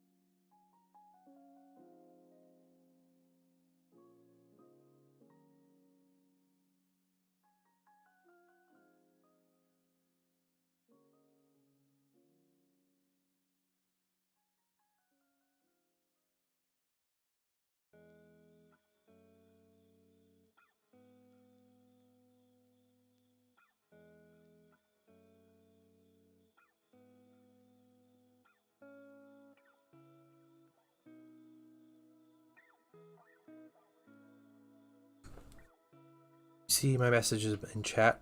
People getting their Blade Angel. No, I didn't. People getting them already? What is... Hold on.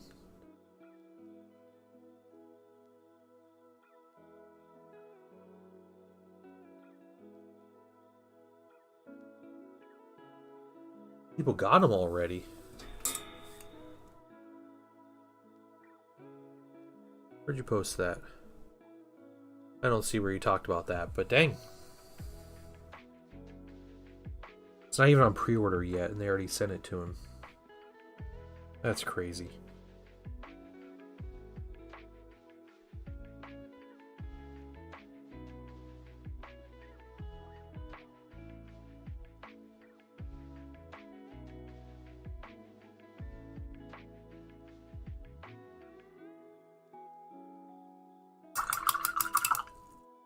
Oh, yeah, I didn't even see that. Yeah, I'm sorry. Speak early. Yeah. Yeah, someone got the new Dante by accident. Back when he released.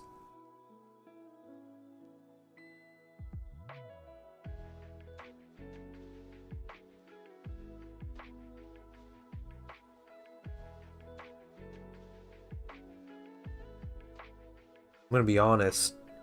Those Blood Angels detachments look so boring.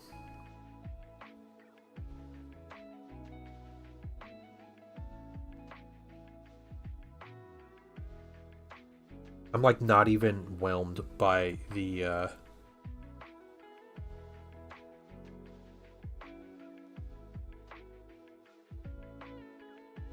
the rules coming out.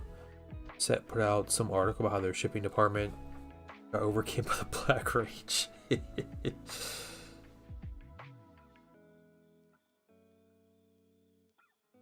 Fortunately, they have all died.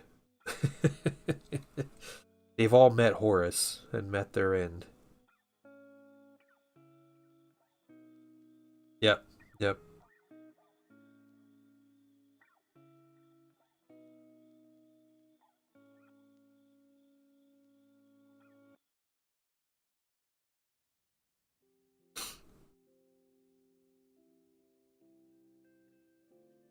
I didn't read all the leaks. I saw a couple of the leaks, but I read the article, about the detachment rules that came out and everything, and I was just my whole thought was like this is so boring. It's so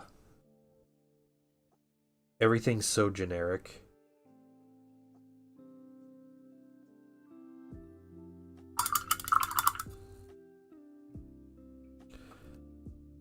Works for some reason anyway.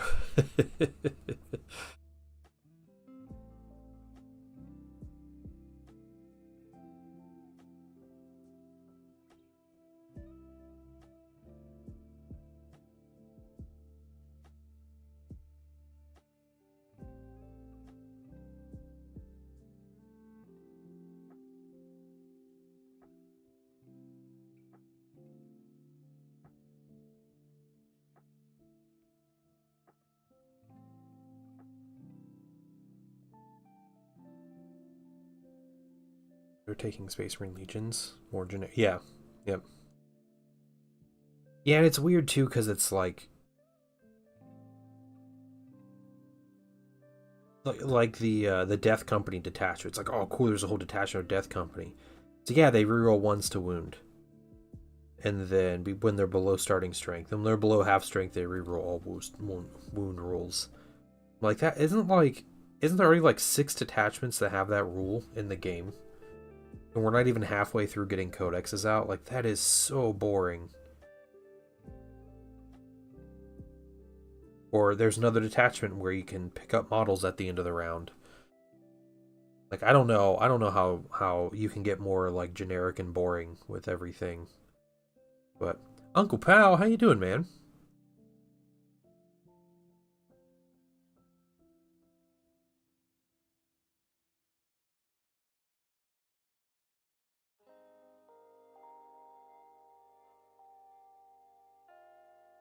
All right, we got the arms. We just have this backpack apparatus here.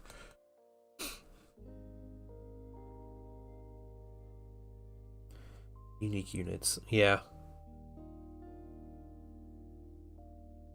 The whole Inquisitor book is it's so lame.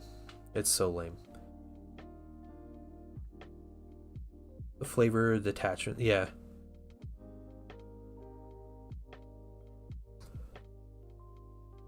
Yeah, I think there's more variety between the Space Marine Legions in 30k than I think there is between like whole factions in 40k right now.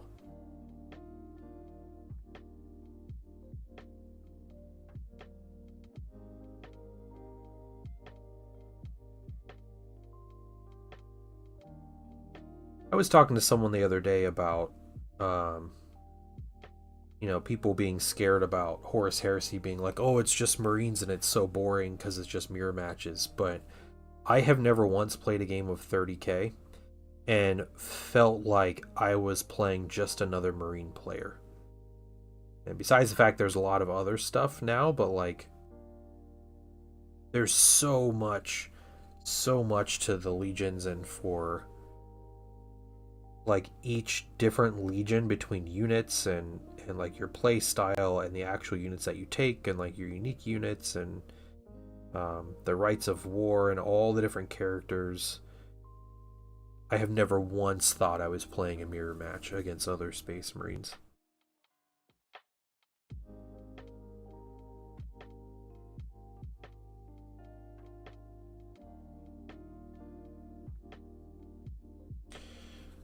Just a primer to test having different costs for allied units.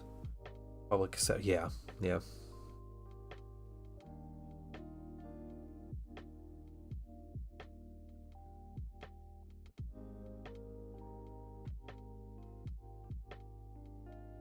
Vindicare like 150 points or something. And crazy. Never meant to be, I think. I wholeheartedly think they put out the half-baked thing to test the waters. See how many armies. Yeah. Well, we're on to Knights and Demons.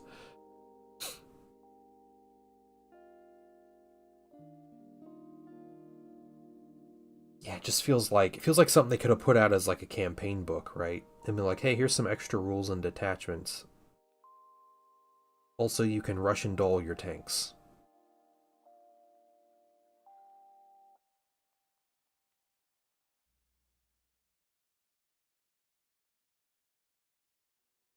No, people are hoping that comes Wednesday.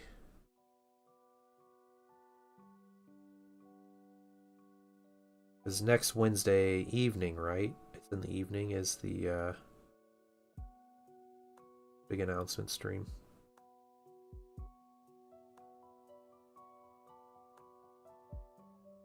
Yeah, buddy. Yeah, it's next Wednesday, pal. Just had to paint some more assassins for my knights. Yeah.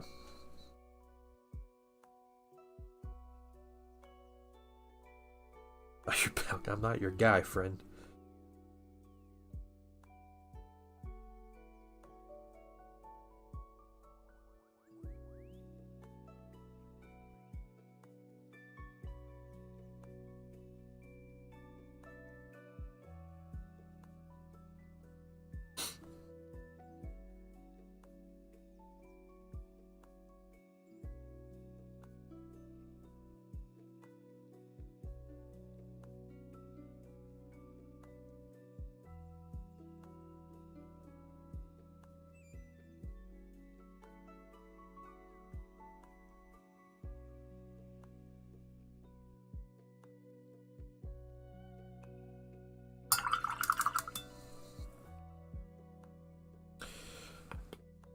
Just add him to my Imperial Fist.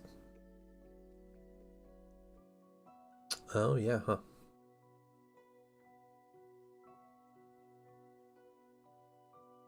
You're gonna ally Sisters of Battle with your Imperial Fist.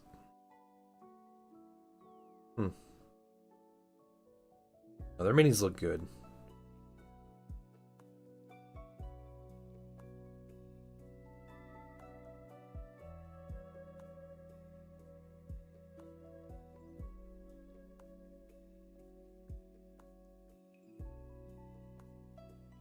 Zen, I do have corrected shoulder pads for you. For tomorrow, and I think it's another 2 Noise Marines. They would have fit on some build plates. So, one of them, I think both of them had some kind of breakage that happened on them, though. Like getting them off supports.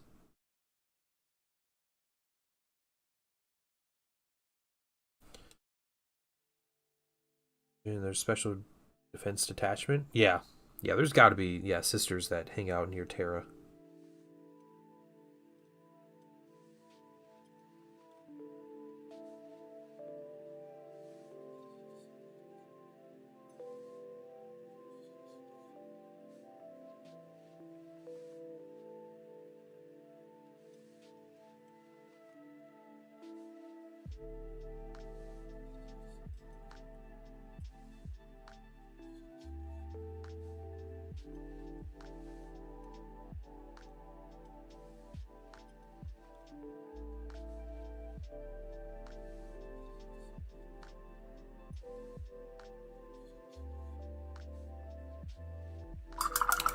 Okay, a little bit more on the backpack. This town model before your stream? Yeah, she's all right. I've only seen this. I played against someone on TTS that used Shadow Sun, but otherwise I've never seen the model in person. And I didn't realize this was a plastic mini. And I think she had a fine cast and or metal mini back in like 5th edition. I thought it was in like the same pose. I don't know if anybody would feel like looking that up, but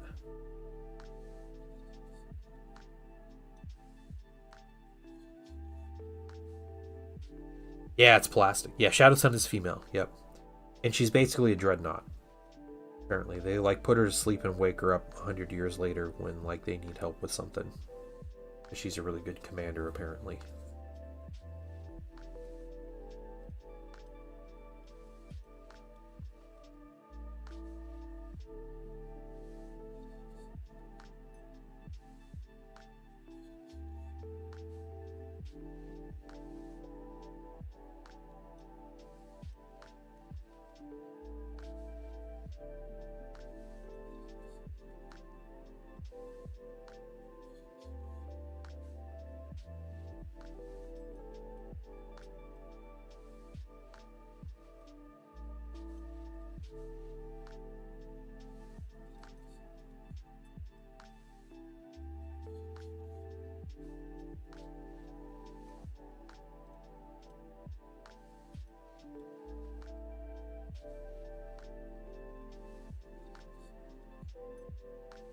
Yeah, Farsight's basically finished.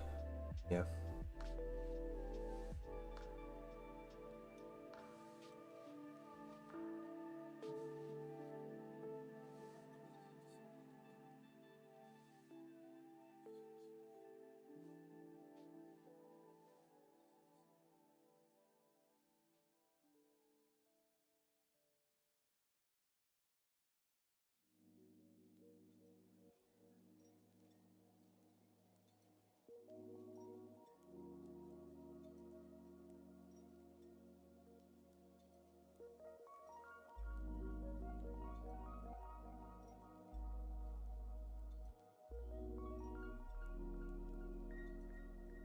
Okay.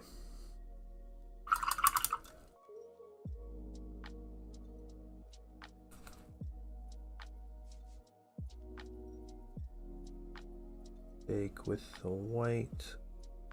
Put the gold over it. Correct it. They're good with that. Yeah, so this is Farsight as he stands. Really happy with the trees. Obviously, I have to do some basing on him.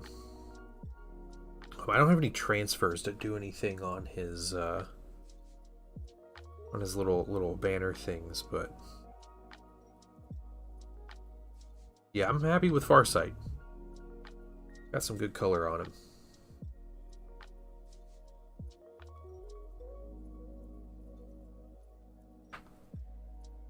All right.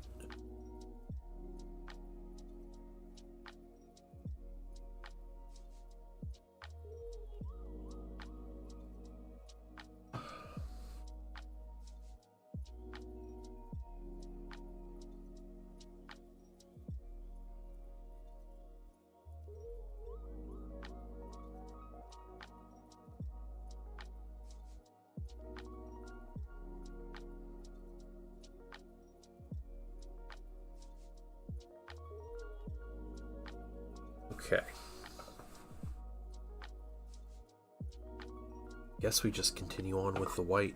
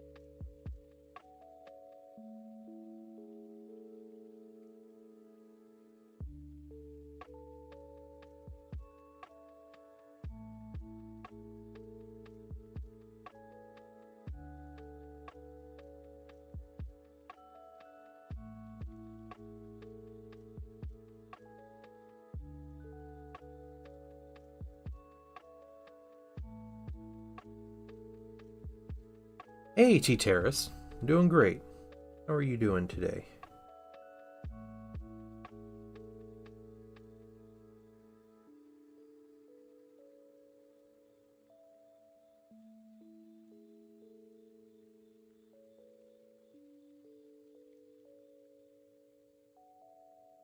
Alright, okay.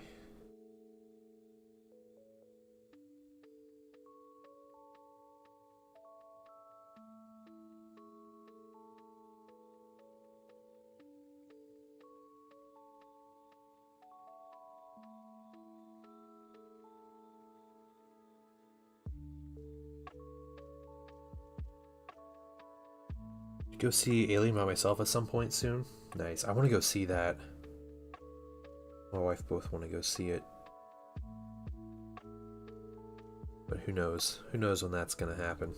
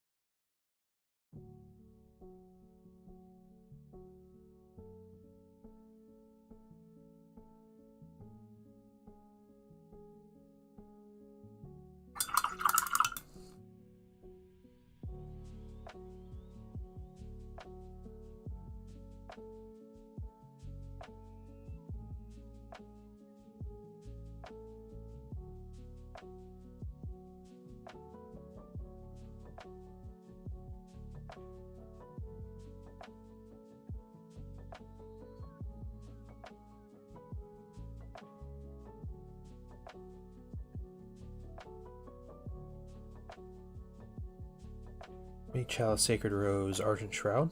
Offering bases on Terra. Oh, cool. So you kind of have your choice, right?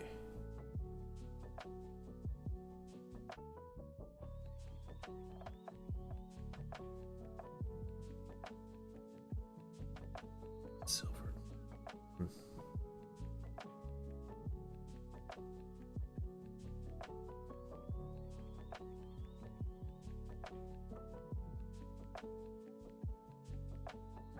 You gonna go to the local game store to play Crisis Protocol tonight and leave with a bunch of Sisters of Battle?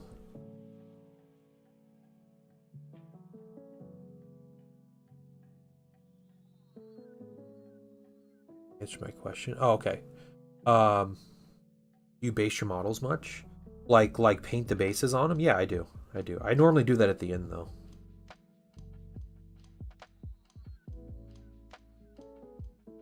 Yeah. Painting pilot, what's going on?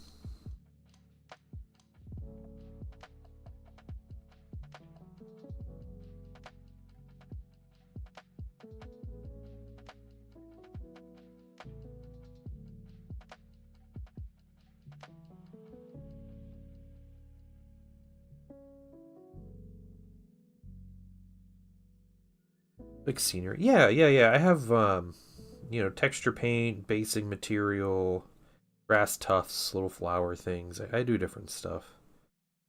Depends on the theme that I'm going for.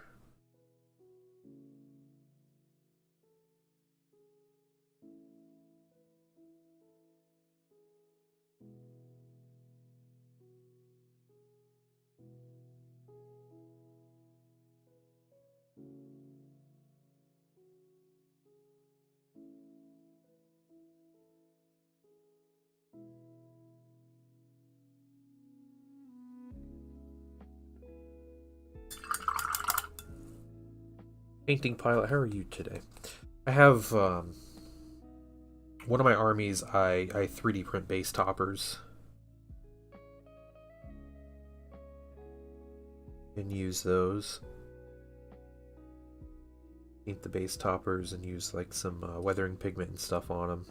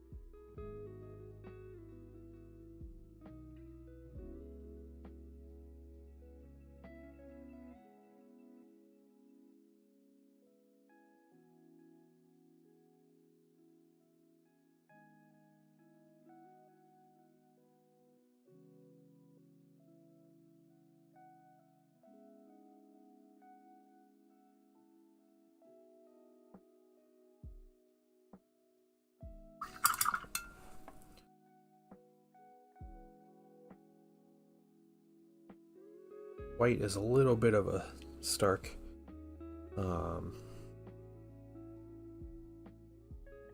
bit of a stark highlight over the bright neutral gray, but I think it'll look good. Totality once we get stuff highlighted. Some urban ruins. I don't know the parts like bricks. Bricks you just make. Yeah, the sprues. Yeah. Cut up your sprues. Good way to recycle too, you know.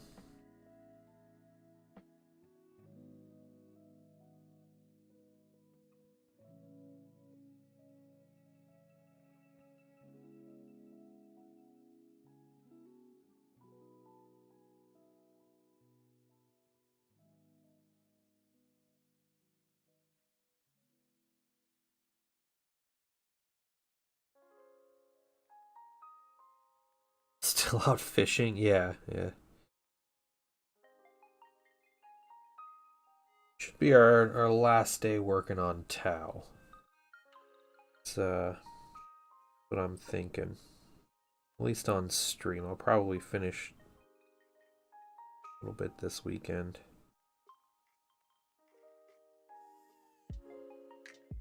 How are you doing, Dex Art?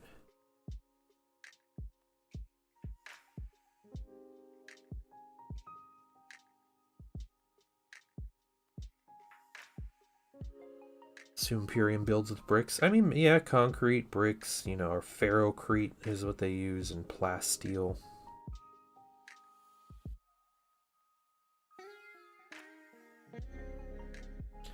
It's at the Tau. So there were 10 breachers that I painted.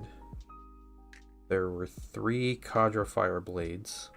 There was another dude who I can never remember his name. He's like a Pathfinder hero guy. All the accompanying drones with them, and then Commander Farsight and Commander Shadow Sun.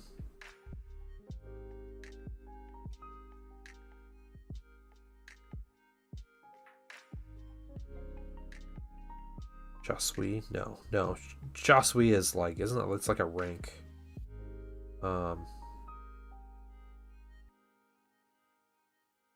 I can't remember the name of the Pathfinder. He's like a special character, like a named character. Never remember his name.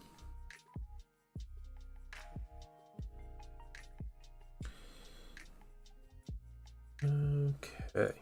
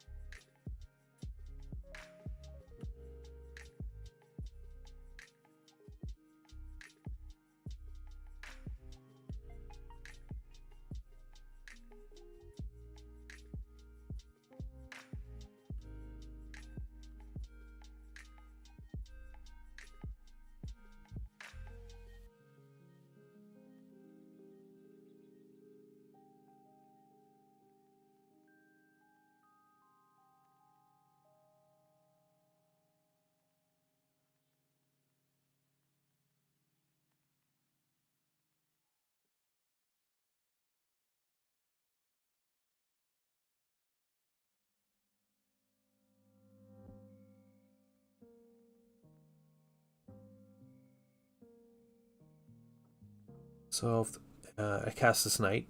Steries put together. Oh, cool. Very cool.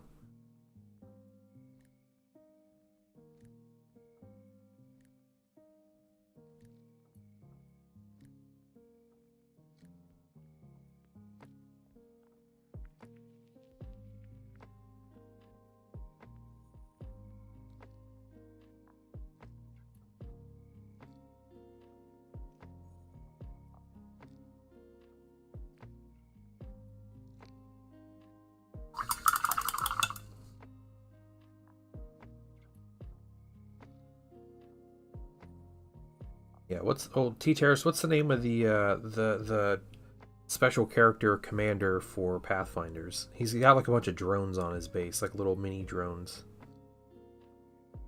What's his name? I painted him.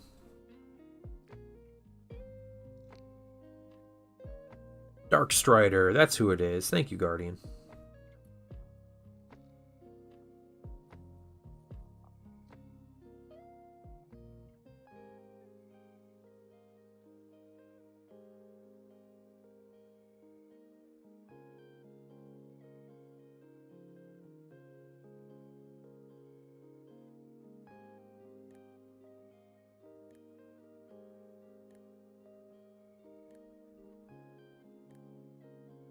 Yeah, he's like a marksman or something.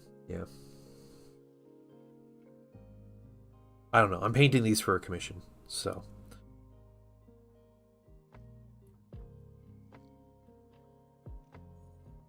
Don't really know the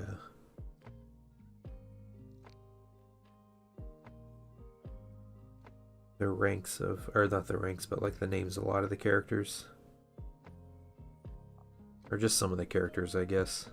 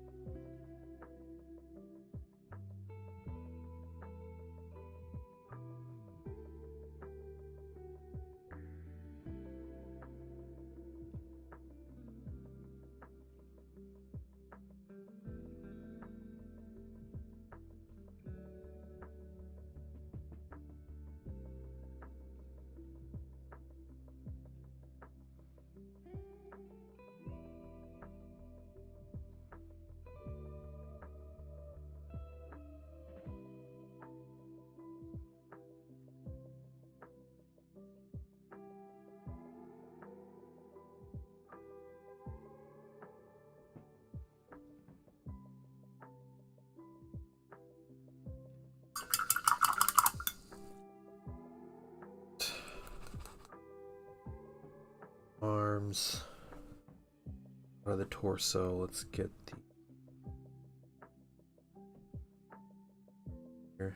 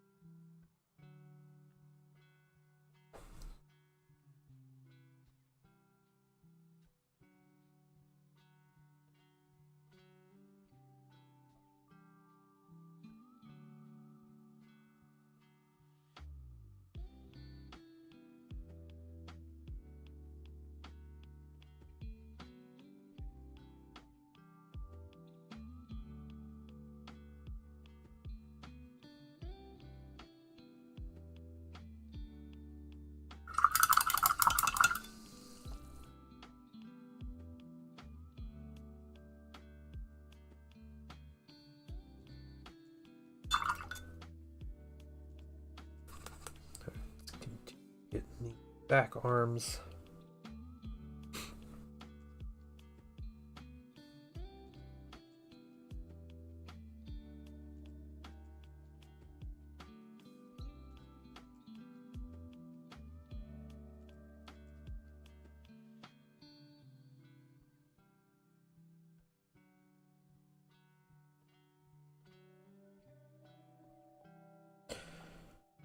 Be 3D printed minis I ordered tomorrow. Nice. All right.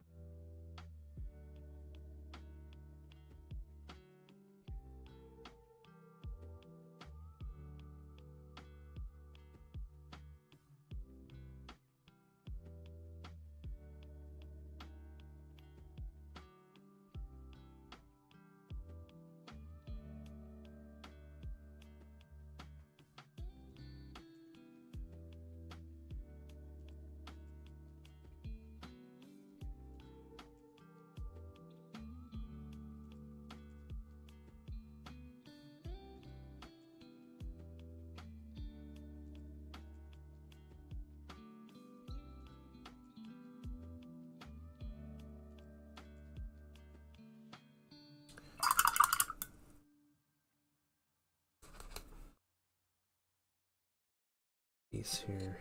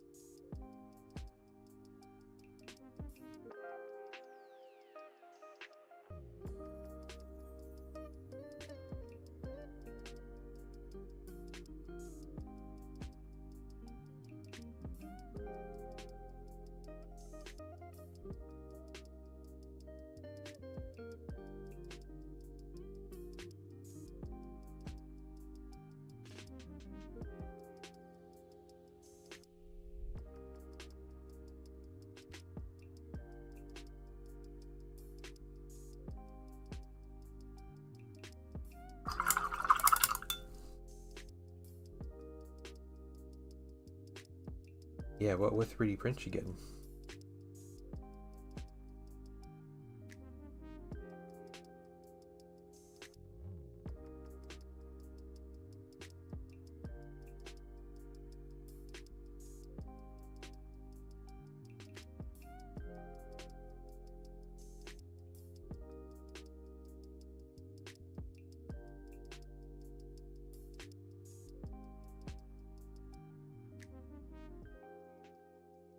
Just getting really into doing these edge highlights.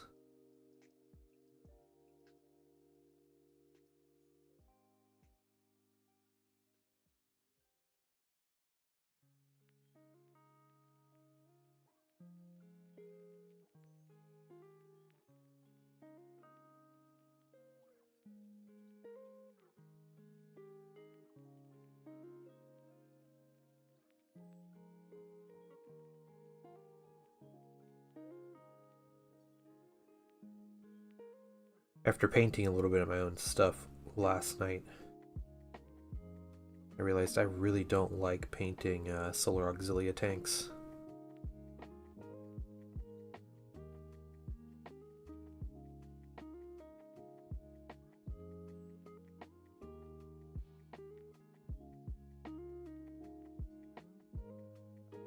They really do just have a ton of trim. So this was my this is like 45 minutes here. I put some white gold down because I'm going to do the contrast red on the red, but then I did the gold here on this track underneath, and I did the gold over here. I didn't get the track covers yet, but this was like 45 minutes of gold. I did the two front weapons. They have gold trim around them. That took me like a minute each, but otherwise it's just a ton. Yeah.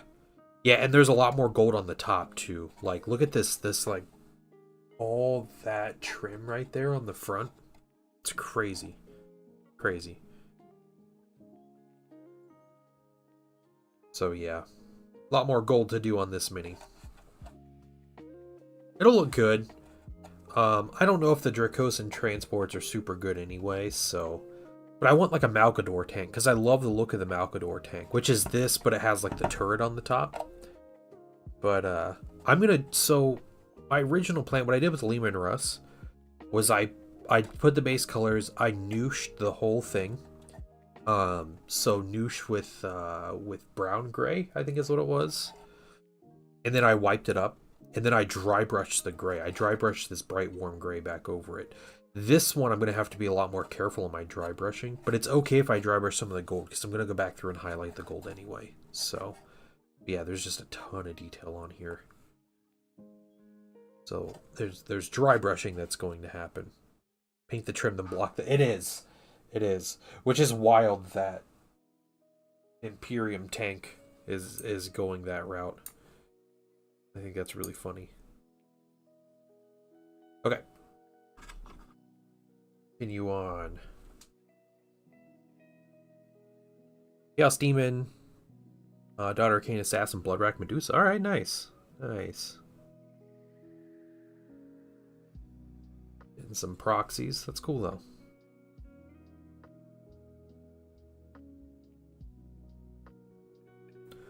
Hopefully they turned out well.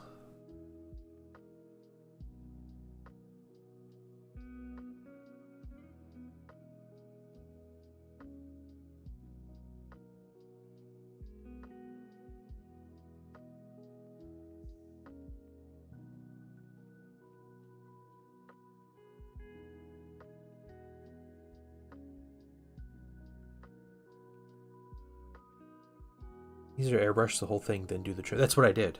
Yeah. Yeah, T-Terrace.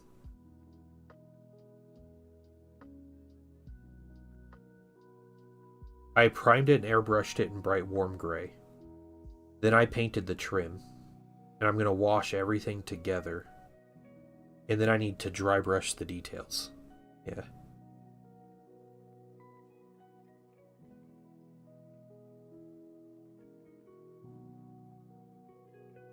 Yeah, it's like at some point you have to decide when you have to just do the work. You know, and yeah. I do not. I very rarely airbrush Citadel paints. Contrast and washes, great to airbrush. The actual acrylics are horrible to airbrush.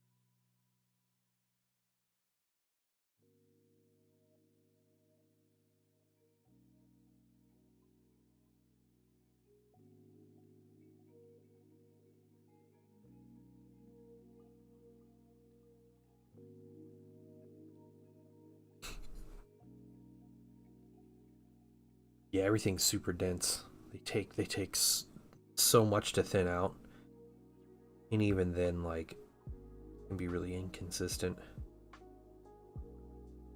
I do airbrush the Duncan Roads, the two thin coats, which are a similar consistency. I have just as much trouble. It just so happens that one of their colors is my base coat for my Ultramarines, so kind of stuck with it.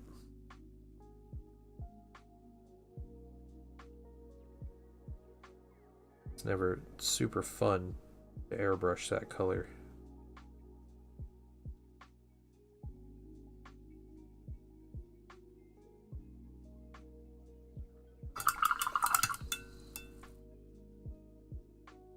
Life color. Okay. Huh.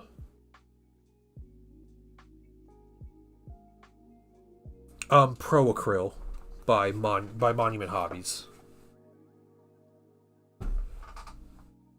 Pro Acryl, you don't necessarily have to thin them if you want to push them through an airbrush. I still thin mine a bit, but they run really well through an airbrush, and they thin down really well too.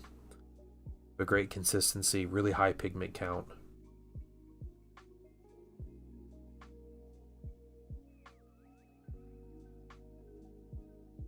Oh yeah, I've started with Tamiya. I used Tamiya Clear Red for a long time on my Thousand Suns. And that stuff you have to thin because it's really gummy. That stuff would cloud up my entire house with like toxic fumes though. I don't use Tamiya anymore.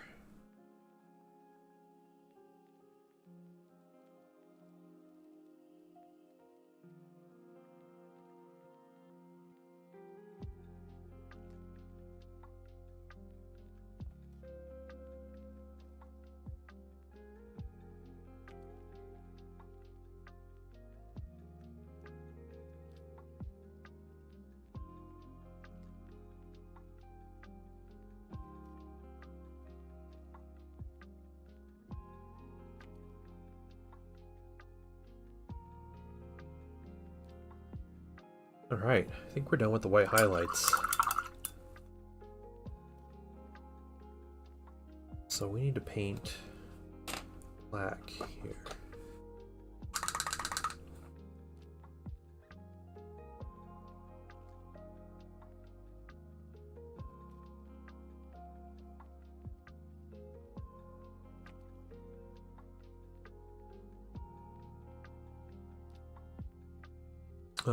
Yeah, Shadow Sun Hood Guard. What's up?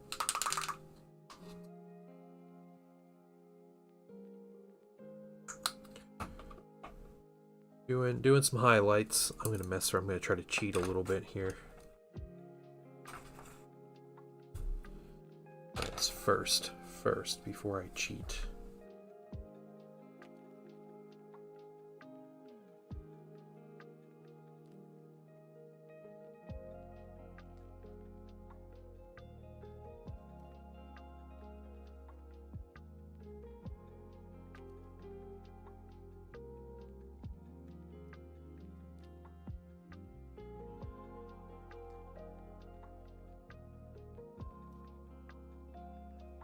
Liver model. Probably more than the Farsight one. I think she's alright. I like the Farsight one. I don't know. I just painted Farsight, so hers is definitely easier to paint. There's a lot less surface area.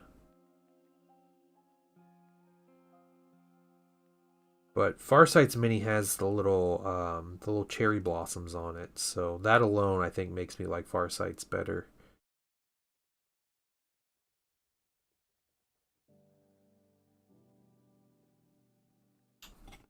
Get this other side.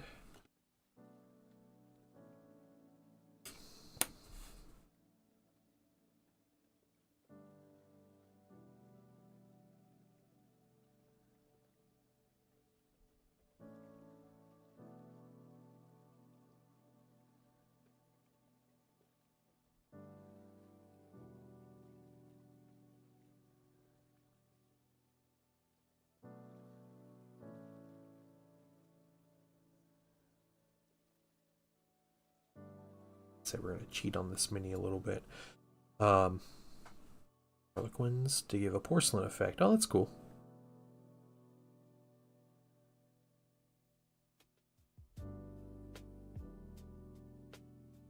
Like her pose better than his, yeah. That's fair. I like how she has the four arms and like they're kind of like connected. Whoops.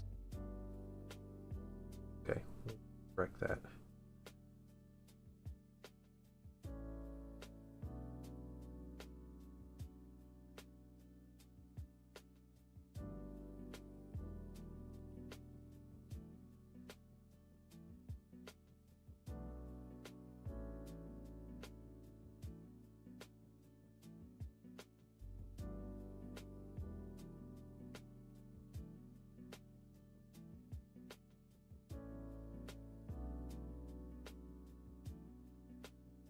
All right. Got some of that color down. What we're going to take a brush.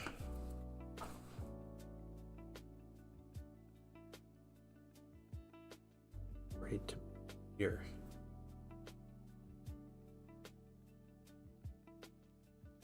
Interesting. Huh.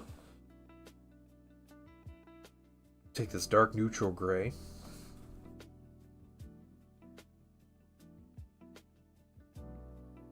The way we're gonna cheat. Try to dry brush this on.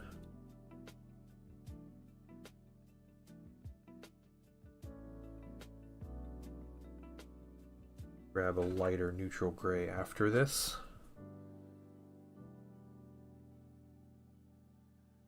Out the edges a little bit. We're just going to do this on the weapons because the weapons are big and chunky and they're sticking out.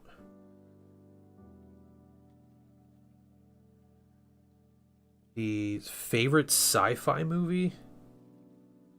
Oh man, I mean, it's between Star Wars Rogue One or Starship Troopers. Indian in the Cupboard. I read that to my son a couple months ago. We're currently reading The Hatchet. Indian in the Cupboard was a good book.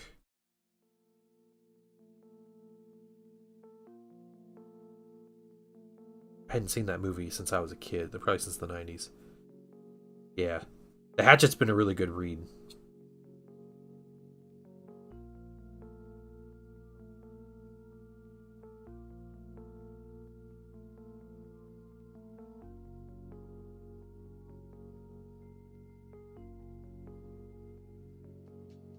The aliens, the extra stat, the Starship Troopers. Listen, the only good bug is a dead bug, okay?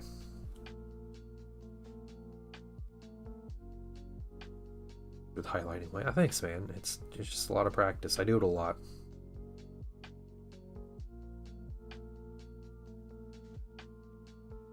I think next after the Hatchet, I think we're all, as a family, we're gonna start because Painting Wife is reading Harry Potter to him right now. And they're on the 3rd Harry Potter book. And I was tired of reading like random books he'd pick out every night because he'd take forever to like choose his book and everything. So I was like, okay, we're gonna find some cool like novels to read, cool chapter books. So we read Into the Cupboard and The Hatchet, and Painting Wife is on the 3rd Harry Potter book, that was The Prisoner of Azkaban. He's loving it. But we're going to read Chronicles of Narnia.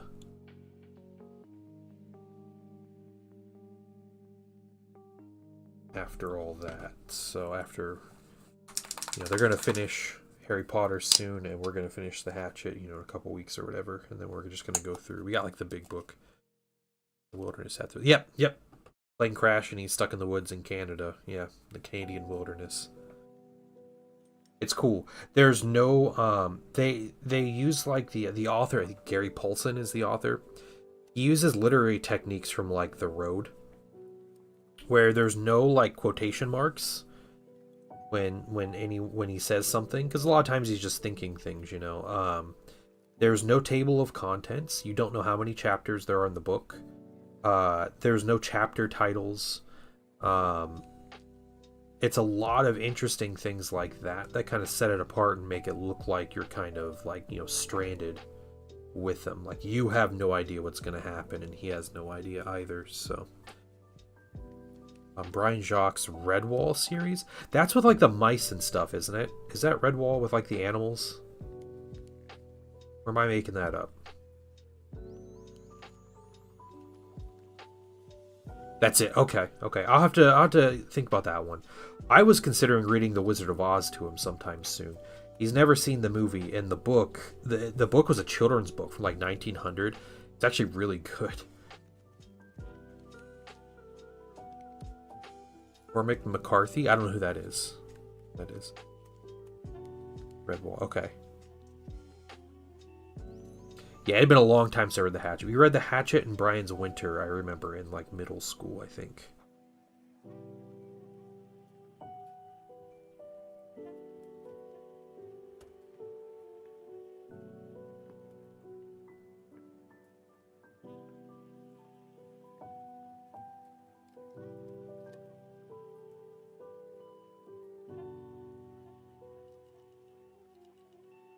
The kind of cheating I can get behind here. Cheating on your highlights by dry brushing. Reading nothing but Redwall books. Okay, okay.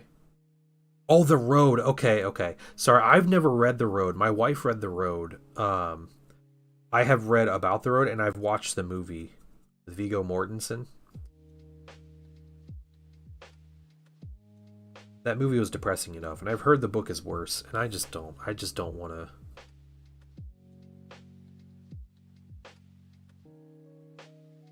Don't want to bother with it. Here's our Redwall series is hysterical. Oh, no, that's cool, Uncle Pal. It's all right. Have you read The Road? I remember reading Lord of the Flies. Well, and we read Shakespeare in school, too. Not in elementary school, but I remember reading Shakespeare. Will break you, especially if you're a dad. Yeah, I'm not going to bother with that. My emotions are all messed up after becoming a dad anyway. I'm not going to deal with that.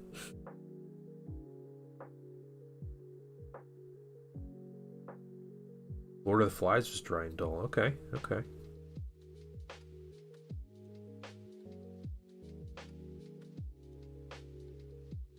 Get a little bit of these dry brushes in here.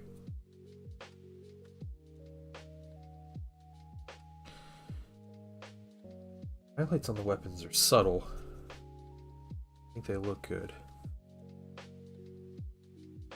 Blue has anything to say about that? Yeah, Bluey is. And Bluey can put me in tears. Like I can't read The Road. If Bluey makes me cry, like there's no way I can make it through that book.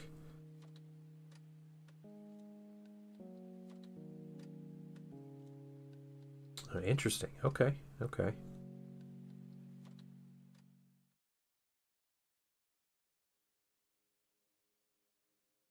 It's been a very long time since I've read Lord of the Flies.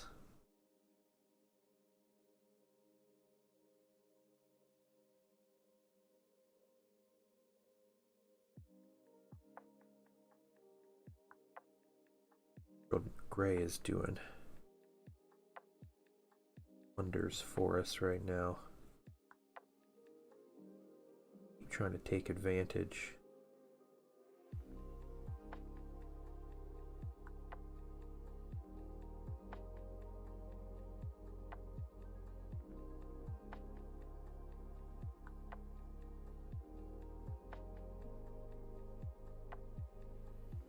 They're rereading it. Okay, that's fair. The one kid in the U.S. school system hasn't read Lord of the Flies. I remember the movie. I remember the movie being brutal. Iggy dropping a rock on his head, like it's just crazy.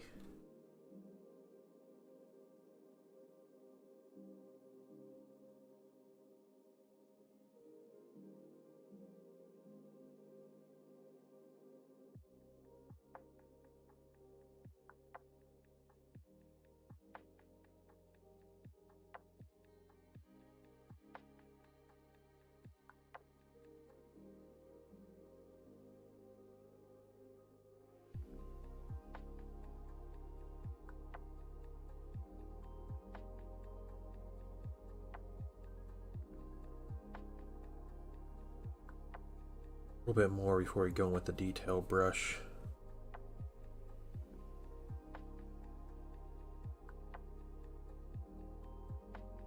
Master and Commander. Oh man, that movie was great, but that movie was so slow and boring. I haven't read the book, but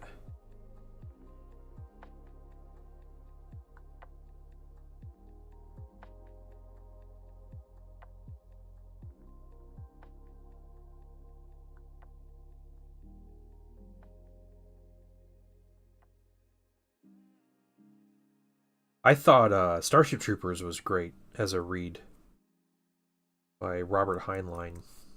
Heinlein. I think it's Heinlein is how you pronounce his name. Um, it was good except for the fact that like Heinlein is like very like pro-fascist in his writing, so he does everything he can to make like the human like Federation look like a utopia. But it's like, the military controls everything, and like you have to serve the country to vote, and there's just like all these crazy things, and like he makes it sound really good. But yeah, it was just, yeah. T-Terrors, you talk about Starship Troopers or Master and Commander? See how I thought the armor is done like 3 times already. It keeps getting better. Yeah. I appreciate the compliment. It's kind of the goal. That's what you want to do, right? Starship Troopers. Yeah, so Starship Troopers is a lot different than the movie. Anyone who wants to read it, just a fair warning. Starship Troopers, the book, is a lot of conversation. A lot of conversation about history and about government and economic systems. It is not so much about just killing bugs and crazy satire like Paul Verhoeven's movie. Paul Verhoeven's film was very much satirizing like society, but also like the book itself. So his movie is incredible. I love the Starship Troopers film, even though it is not much like the actual book.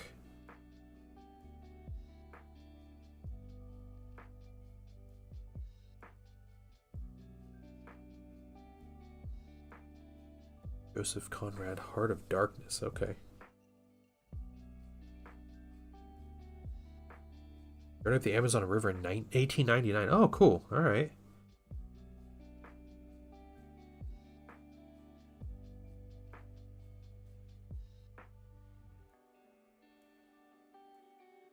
Yeah, Robert Heinlein was kind of a weirdo, though, too, so...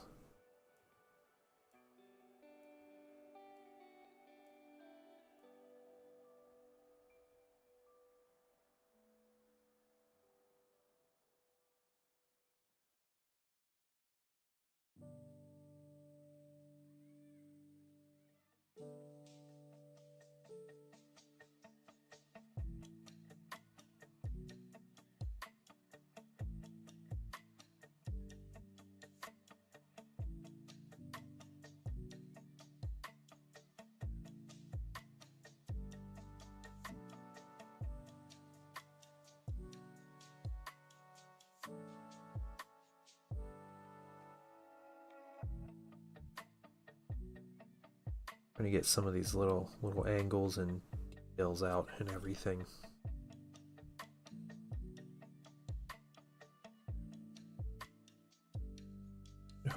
Dark Materials as a kid, sort of adventure feel. I missed a lot of these books. Yeah, guys, nothing is stopping you from reading books that you read as a kid. I've read some books to my son that I read as a kid, and I love it, absolutely love it. And you realize that a lot of these books are really easy to get through. Like, we're gonna start reading Chronicles of Narnia. I didn't read it as a kid, but I read them. I don't know, maybe as a teenager or something. But the books are like 100 pages long. It's crazy, and you can go to we have Half Price Books is like a store chain near us, and they had all 7 Chronicles of Narnia books in one, and it was like $8. Were those books were too well to read again? Oh, okay, that's fair.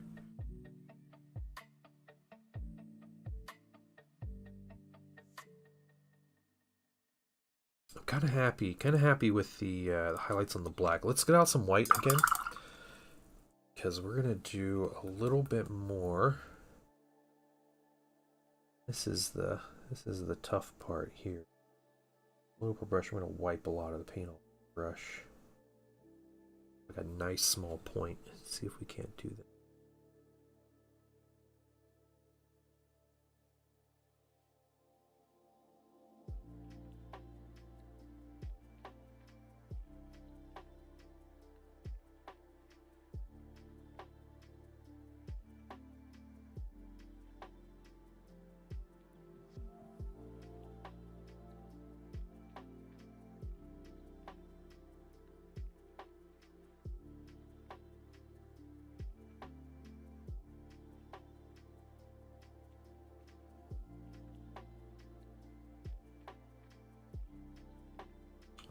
Okay, a couple more. Spent almost 200 pounds on a Bible once. I'm not even religious. Dang. How about reading LTR? I've read Lord of the Rings a couple times. I actually read it to my son. So, my son is currently 7. When he was 5, we decided to read The Hobbit. I wanted to read The Hobbit to him. Hobbit's a pretty quick read, all things considered. So we read The Hobbit in I don't know, 6-8 months or something, reading a couple pages a night. Immediately after, he wanted to read Lord of the Rings, and he wouldn't. I warned him. I said it's very long. There's a lot of description and things that, like, you know, you might not be might be kind of boring, but he wanted to read it. So over the course, it took us about 2 years, I think, to finally finish Lord of the Rings. Between The Hobbit and Lord of the Rings, we read the entirety of Lord of the Rings. I skipped exactly one chapter, and it was the Treebeard chapter.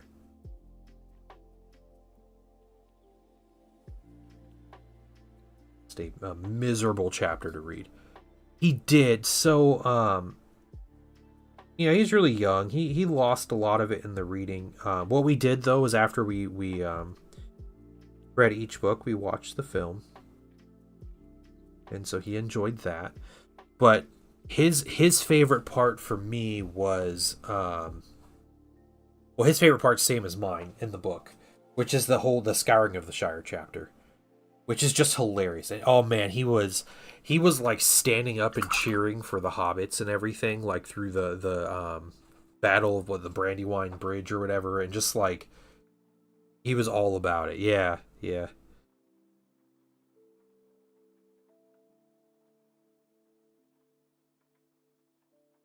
I remember reading The Hobbit to him, and I kept telling him, like, hey, there's a big battle at the end. A big battle at the end. Like, you're going to love it. There's a big battle at the end. When we got to the battle, I remember I was reading the battle, and The Hobbit's really short. Like, you know, they don't describe a lot of the battle because it's about Bilbo, and Bilbo just gets knocked out. But he fell asleep. I was reading the battle part. And, like, doesn't remember it at all. I was like, you turd. Was ended inside the Shire. Yeah, no way. The journey was not going to end inside the Shire. That chapter's so funny, though. Like, you read The Scouring of the Shire, and it's hilarious because, like, you know, there's all these terrible things happening, and, like, they get arrested by the sheriffs, and the 4 of them are just laughing about it the whole time. They just think it's the funniest thing, and they're just like, okay, I guess we're arrested. We'll go along with you. And then, you know, they like convince the sheriffs to, like, you know, we want to sleep in. Like, we've been traveling, so we're going to sleep in before we head to Hobbiton, you know? And they just keep doing stuff like that. It's so funny. It's a joke to them at this point. They're like, we're so far beyond this. Back and reading The Hobbit. Ugh. Yeah, we read The Hobbit, and then,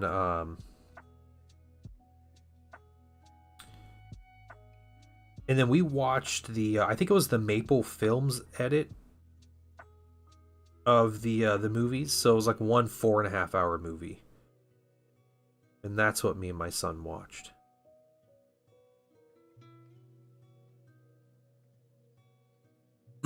Oh, you're talking about like the start. Yeah. The Tom Bombadil stuff's super boring too. They do almost get eaten by a tree, but yeah, it's like 3 chapters of the Old Forest and Tom Bombadil, and it's a slog to get through.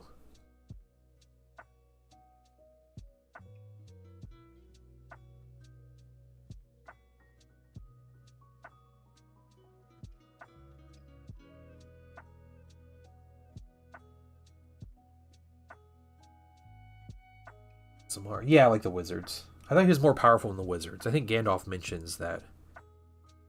More powerful. And the fact that he just, like, grabs, like, picks up the ring and just, like, gives it back. He's like, ooh, okay. Like, he's more powerful than Sauron. Yeah.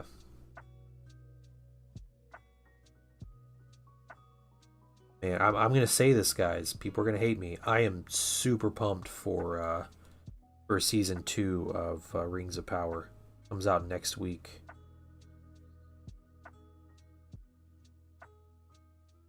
I'm excited for it. You guys can hate on that show if you want. I enjoy it. So, yeah, starts next week. Yeah, they have a bunch of trailers out and stuff. It looks like, if you're familiar with the story in the Silmarillion and the Unfinished Tales and stuff, it looks like it'll be like the sacking or destruction of Eregion.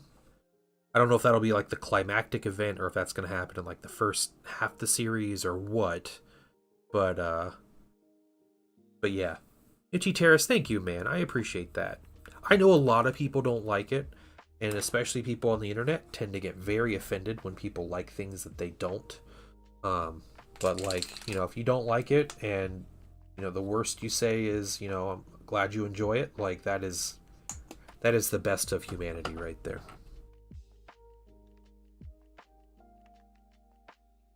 Yeah. What made me really enjoy the first season was a YouTuber called Nerd of the Rings. He did breakdowns. He's a very like almost like ASMR like Lord of the Rings YouTuber, like content creator. He did breakdowns of every episode, all the like Easter eggs and like lore tidbits behind everything going on. So good. What I would do, I remember the episodes came out like 9 p.m. I would watch it on my own. Sit down here, I'd watch it on my PC. I would immediately watch the Easter eggs episode from Lord of the Rings that would come out about the same time. And then me and the painting wife would watch the episode the following evening. So I would have like this really good idea of like all the little things to look for. Yeah, I definitely have my complaints about it. It's not a perfect show, by any means, but it's cool. I don't know. I just love Lord of the Rings. So getting Lord of the Rings stuff is always great. Walking a thin line painting Tau. I know, yeah, it's terrible. Hey, if it makes you feel any better, they're not my Tau.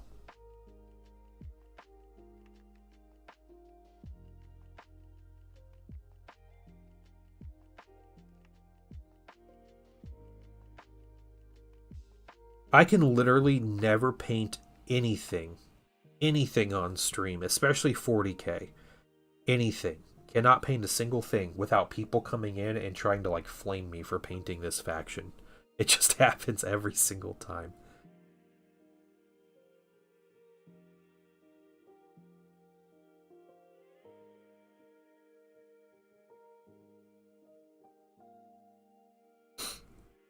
Imperial Knights, yeah.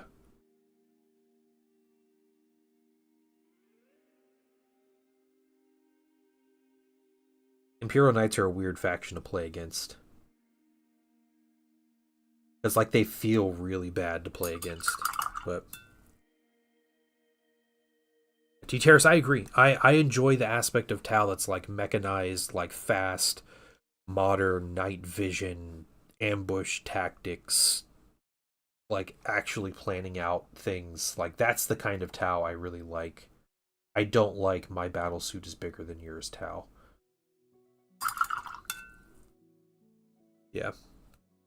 Yeah, you either deal with them well or you get stomped. Yeah. Yep. Played against Knights a couple times. Both times on TTS and I won both games, so.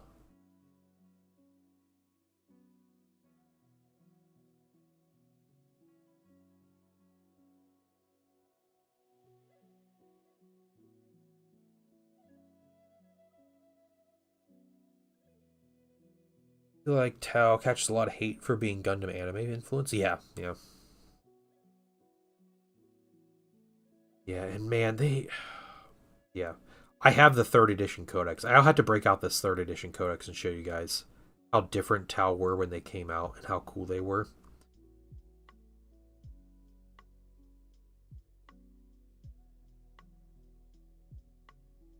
GW really leaned into the Gundam like mechs aspect of them. And I don't like it. I think it probably is probably the better like sales decision because there are people that do, but it would have never been my choice. Tau were my first 40k army, and it was solely because they were like the modern thinking force, as opposed to the clumsy Imperial Guard that just rolls forward and they're loud tanks. And the Tau just like take him down from 10 miles away with a railgun on a broadside suit that deploys in 30 seconds or whatever. Like, yeah. They laugh at Titans. Like, you guys are bringing Titans, like, we have railguns. And railguns were the best anti-tank gun in the game, too. Alright. We did that. Here's the next thing we're doing. Hunter Killer. Oh my. I have a Story T-Terrorist 4th edition playing against my buddy who played Necrons. And this was Necrons like pre like Space Egypt. Like they were just like the Terminator basically, and their codex had like 8 unit entries. But he played Necrons, he had a monolith. We were playing maybe 1500 points. He had a monolith and I had a Devilfish with a Hunter Killer missile on it. And I remember first turn of the game, I fired the Hunter Killer missile, painted it with Pathfinders, fired the Hunter Killer missile, and got a 6 on the armor pin. I glanced it, which in 4th edition, I rolled a 6 on the glance table and blew up the monolith in one shot. Oh man, that ended the game right there. It was wild. Yeah, the giant monolith. Yeah.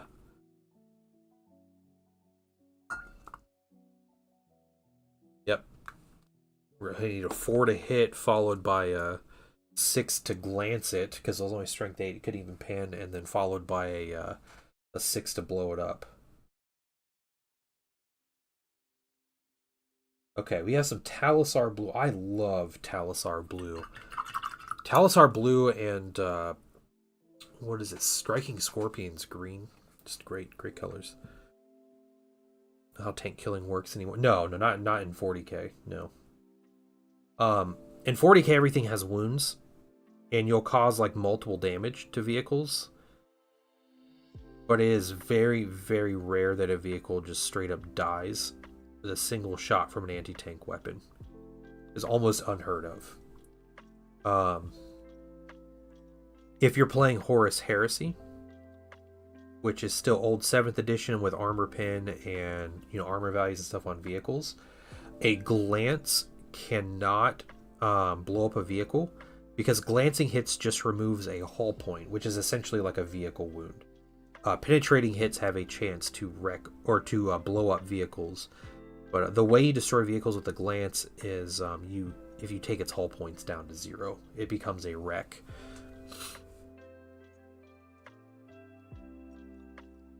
Yeah, the railguns, yeah. Yep, that's strength 10 AP 1 weapon. Just the best stats in the game with a 72-inch range.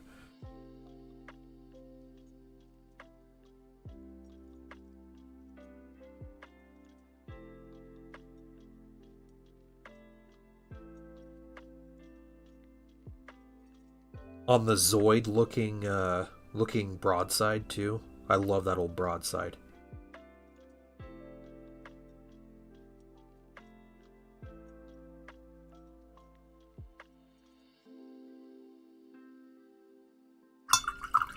The guns on its shoulders. Transport for kill team? No. I've never painted. Well, I've painted a couple kill teams for commissions, but I don't play kill team. I've never collected a kill team. Devilfish is a set piece for my kill team. That's cool. Devilfish are super cool looking transports too. I just love the look, like how sleek. Like the Orca, I thought the Orca was the coolest looking transport in the game, like the Forge World mini. It's like the perfect atmospheric assault lander. It was great. I was a huge fan of the old Orca mini. I mean, the Manta is amazing too, but it reminds me of And you guys ever watch videos? There's a channel called the Templin Institute. It's a lady and a guy, and they do like sci-fi breakdowns and stuff. But I remember they did an episode on like how to invade a planet in sci-fi. Like, what's the proper way you would invade a planet? And yeah, urban camo devilfish. I bet you can find it. Look through that old codex, man. I bet you'll find something. But they talked about like you need a couple things. You need like a light assault lander, like the Orca, that carries like small teams that can infiltrate, that's fast, that can get past, air defenses or whatever. Just straight up mess that up. You need like medium transports that can bring in heavier equipment, and you need like heavy assault transports that can bring in like, the logistical elements and like the big stuff. That's how I felt like the Orca and the Manta were very much that vein of like small and medium. Manta might be a more heavy transport, but or heavy lander. Okay, we're gonna try that again here in a minute.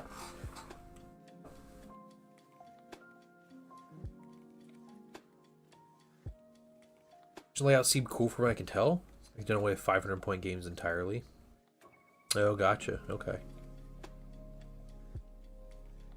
There's nothing wrong with playing a 500-point game. I mean, you find someone to play and you're like, hey, let's just... I mean, like, the game is set up to where you can play 500 points.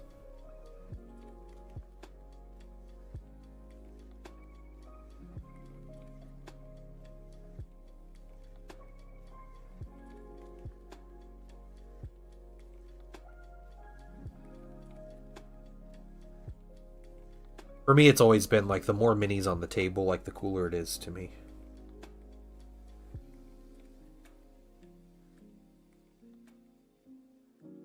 Which makes it sound like I would love Imperialis, but that game seems crazy. Oh, yeah, I used to play Apocalypse all the time. Yep. I still have Apocalypse books, I think. I would be more than happy to get those Apocalypse books out sometime, like the 4th and 5th edition ones, and show you guys like how crazy the game was. Yeah, they don't do I think they made Apocalypse for 9th edition or something, or 8th edition, but they haven't done anything with 10th for Apocalypse. I think Apocalypse for 10th is you just play a big game of Warhammer. Yeah. Maybe take the limits off units or something, like the max limits off non-battle line units and stuff like that.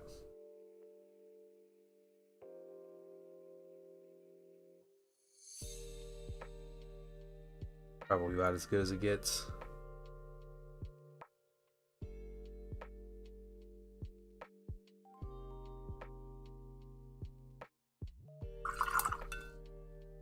I don't know, guys. I'm pretty happy with her. Oh, something I need to do. Okay, hold on. Let's get out this, some more. I have a small epic force that I printed, and it's actually Death Corps of Krieg. I played one game of Epic. I printed out a Tyranid army for my buddy Zendraw, and then we played a little test game, and it was fun. I enjoyed it. A small Epic force. Yeah, I could probably get like 3,000 points for Epic. I never painted much of it though, so yeah, it's kind of that. But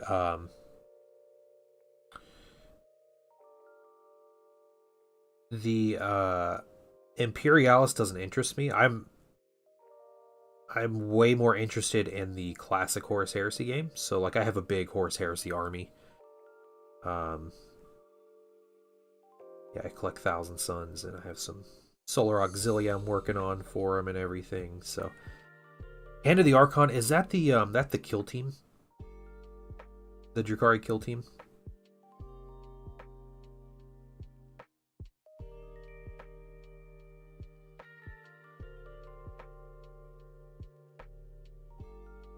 They're like Lady Malice dudes or whatever.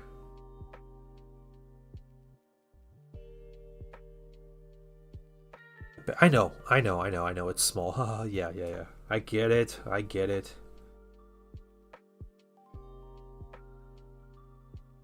It is Oberon? Okay.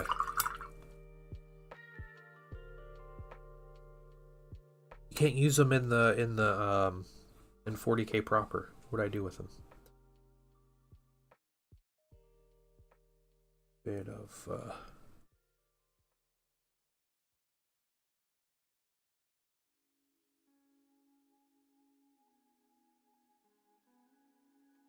blue is painted in. We don't have any white parts exposed. Yeah, I will be I'm probably on for another half hour or so today. I will be back on Sunday night though. Sunday night 9 p.m. Eastern. So which if you're in the UK, it's probably way too late for you, but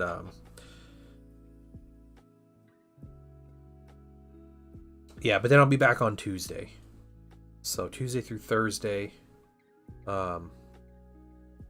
Yeah, I mean, you're the tea terrorist, of course. I mean, unless you're celebrating the Boston Tea Party. I don't think you are. I think you're just making a reference to tea, which is fine. I don't think Americans really care about tea that much. So, you love a good cup of though.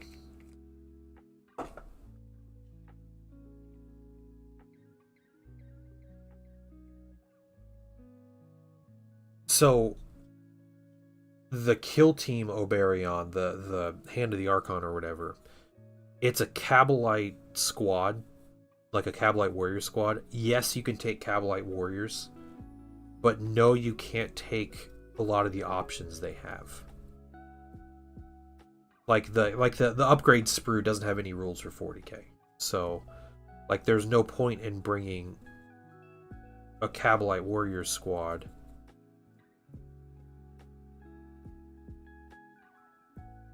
with all the extras. You know, there's no point like spending the extra money for just a 40k kit when that kit I think costs $35 or something for just the normal warriors. Destroying expensive goods that could otherwise have been sold. Yep. That's the point. That's a protest right there. All right, hey, you have a great one, man. I'm sure I'll see you soon.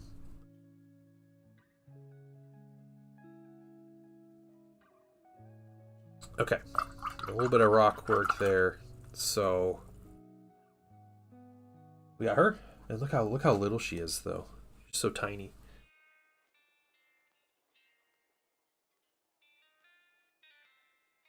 I don't know, like Shadow or Farsight is like curled up into a ball inside his armor.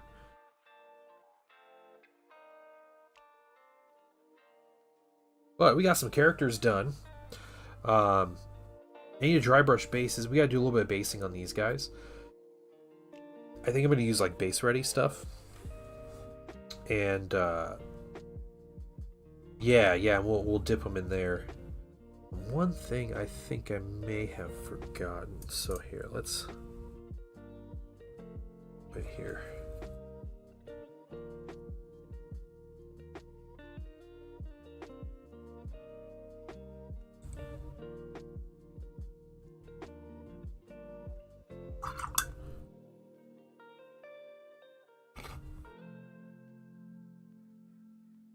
My wet palette is basically out of room.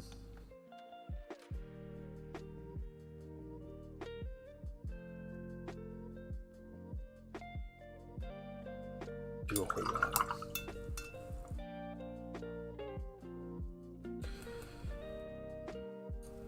Yeah, so she needs to dry. That's it. Just waiting for this to dry.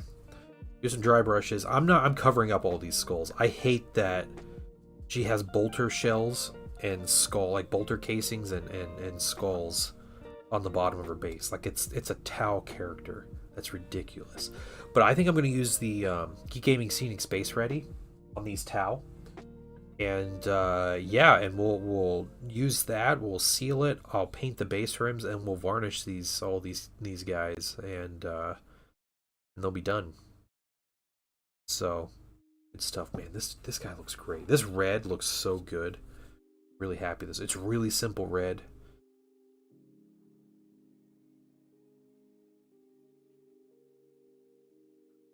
Yeah, and the cherry blossom. The dry brush on that wood makes me very happy.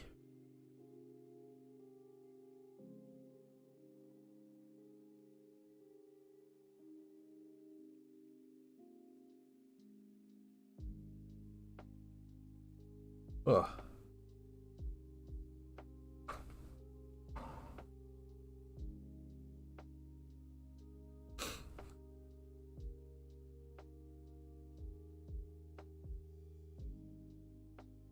Yeah, she looks good.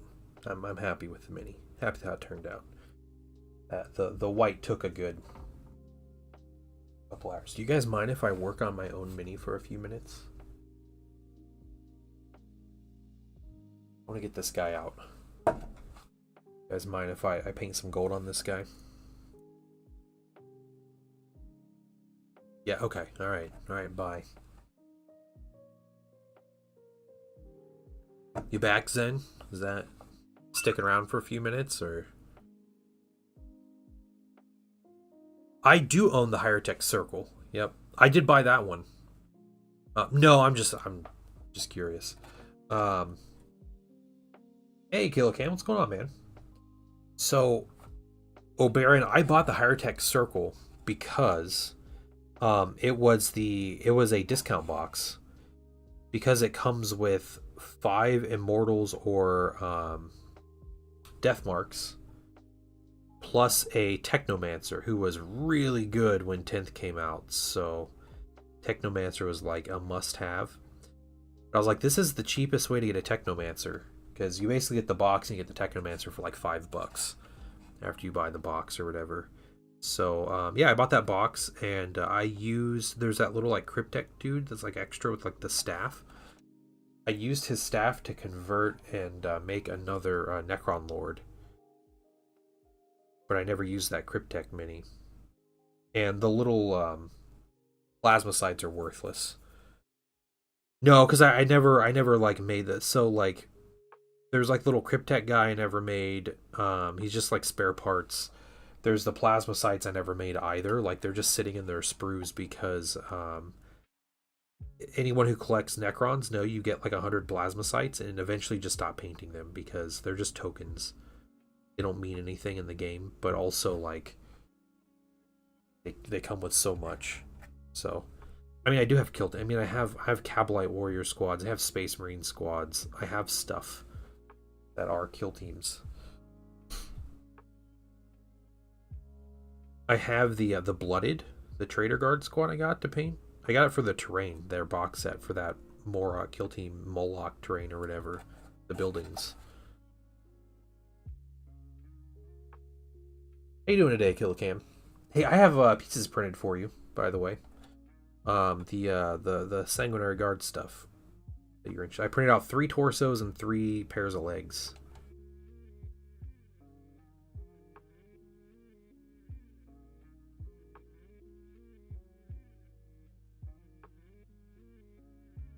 Have you been reading through the leaks, Cam?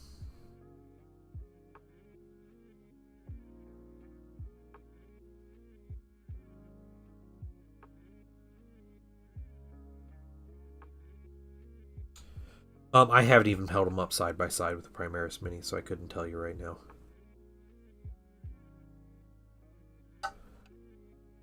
Read as much as you can. Anything good in there? I think, yeah, the Inceptors seem like the winners in that jump pack detachment. Being able to take Inceptors. The thing about Inceptors is they're really good, but it's not because they do any damage. Like, they die really quick. If you put them down like really aggressive or whatever. All they're good for is giving you a bunch of secondary points, because you can't screen out a 3-inch deep strike. It just doesn't happen. So what you're left with, normally is this unit that pretty much has free reign to drop wherever they want. Like, they can tag objectives other units are on and stuff, which is crazy. And then they do a little bit of firepower when they come down. Sometimes they'll kill something, most of the time they don't. And then they die. Or they're safe for a turn, the enemy ignores them, and then you have a free jump pack unit that moves around. That jump pack detachment for the Dark Angels, being able to put them back into Deep Strike or into Reserve is really strong. Means you're playing a little more cagey with them, but if you're just grabbing secondaries, like on turn 2, drop them down at a table corner, you get a secondary, somewhere safe where they're out of line of sight, pick them up at into your opponent's turn. Dwarf guard always get crossbows. No, they couldn't. No. Oh, it got an update. All right, I gotta look this up. Where did I start painting? It's all right. I'm just using paint that's already on my palette. So, anything else good in there? It was a random event. You're talking about like the deep guard, right? Like the super elite dudes.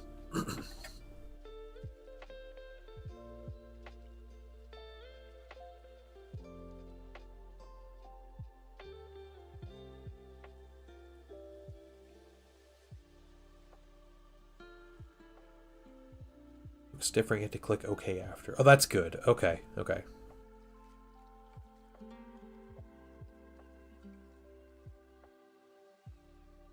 I'm glad they put it. I have misclicked and purchased things I didn't want to before, so I'm glad they put a little confirmation.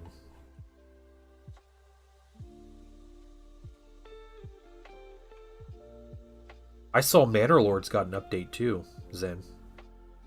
They added fishing is one of the things they added, and they like revamped the trade in the game. They also added in crossbows and spoilage, so like food can spoil, which is something something fairly new.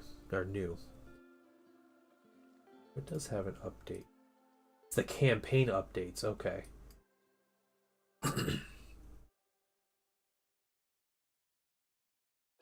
Commanders now get the recruiter level up, the 2 ranks. Increases the level of newly recruited units. That's really nice. Okay. Spellcasting the option to upgrade spells they already know into stronger versions. That's really good. Random mutations for Ratkin.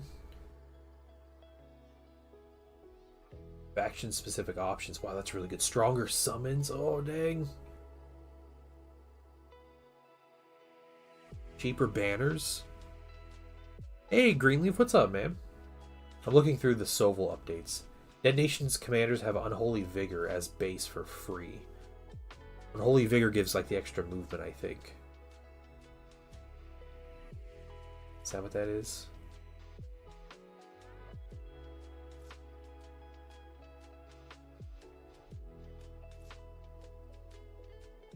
I'll play campaign with unlocked alternate commander art. Timing out and ranked no longer concedes the game, just skips the activation. Okay.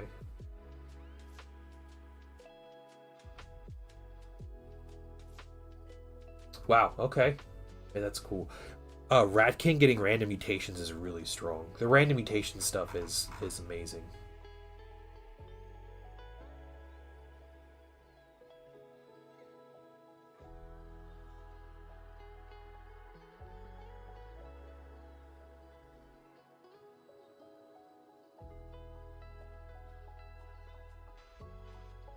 Huh.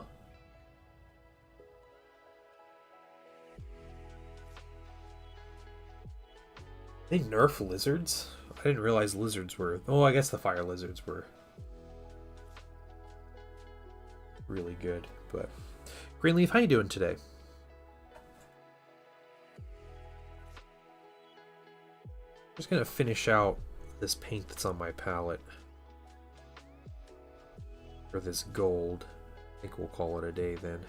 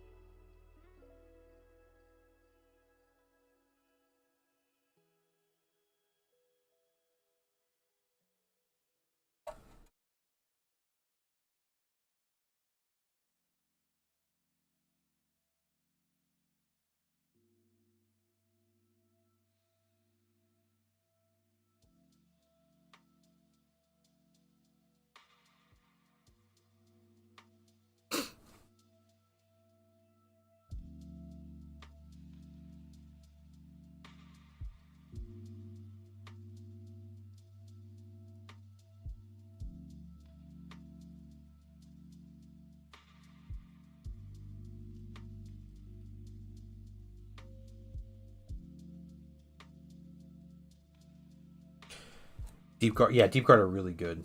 Yeah. Yeah, and you can get them. You can give them shields for extra defense,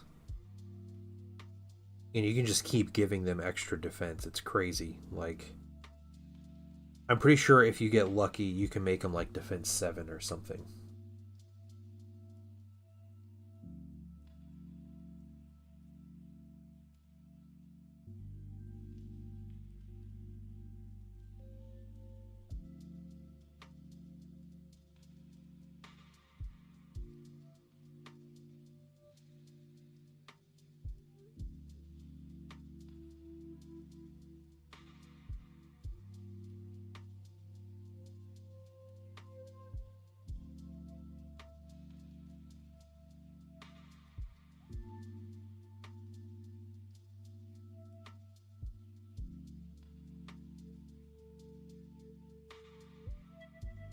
Yeah, dwarves are surprisingly good at doing melee infantry, even though they're really slow.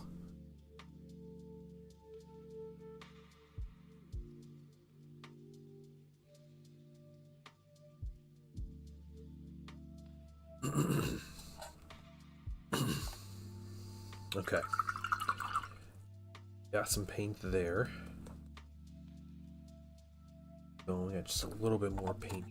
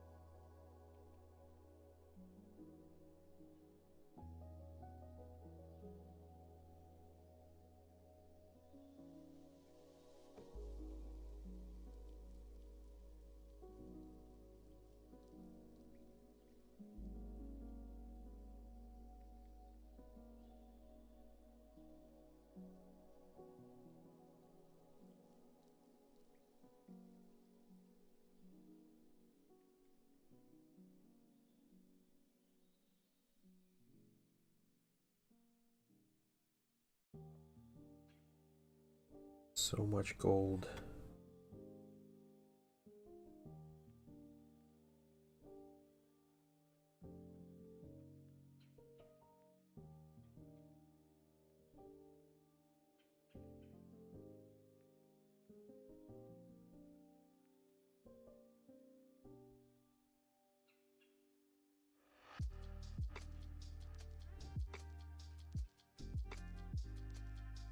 I'll probably be working on this guy on Sunday night.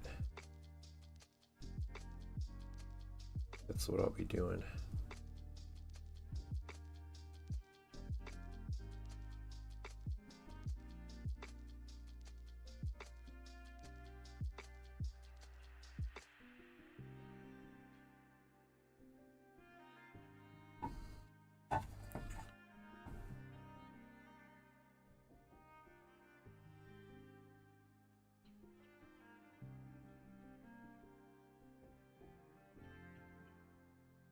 Painting vehicles is always the worst. I mean, I like painting Imperial vehicles. Once I figured out, like, you just dry brush them, and you're done. You're done with a vehicle in 2 hours. Like, you can go above and beyond and make it, 3 hours of work and be done. Like, it's easy. This trim, however, is what makes it take forever, and it's going to be more difficult to like dry brush, to like correct everything, but this is also a very large tank. He has a transport that holds 20 people in it. So, and I also have 2 magnetized weapons that can go on the front. So, like, you know, there's a lot more that goes into this mini, but still, like, it's just the trim. If this thing didn't have this trim, I would have been halfway done with this mini already. But it just is what it is. I have all the trim to do on the top now, which is a lot, and I need to look up what it is. But I am done with my gold. I don't have any gold left on my palette. So we are going to call it there for the day, guys. You guys have a wonderful day and a wonderful weekend. I will be back on Sunday night, and my plan is to be painting this guy and maybe this guy, this Sentinel here, who also has a lot of gold that needs to be painted on him. So also temporary base, not a real base. And all their accompanied weapons. So I'm wanting to finish this kit. Those are the last 2 minis to finish for the Solar Auxilia battle group. And then I'll be, you know, in a good place for my 1,000 Suns to keep going on them. Maybe paint some undead at that point. We'll see. But thank you guys for coming to hang out. Again, have a great weekend, and I will see you all on Sunday. Bye, everybody.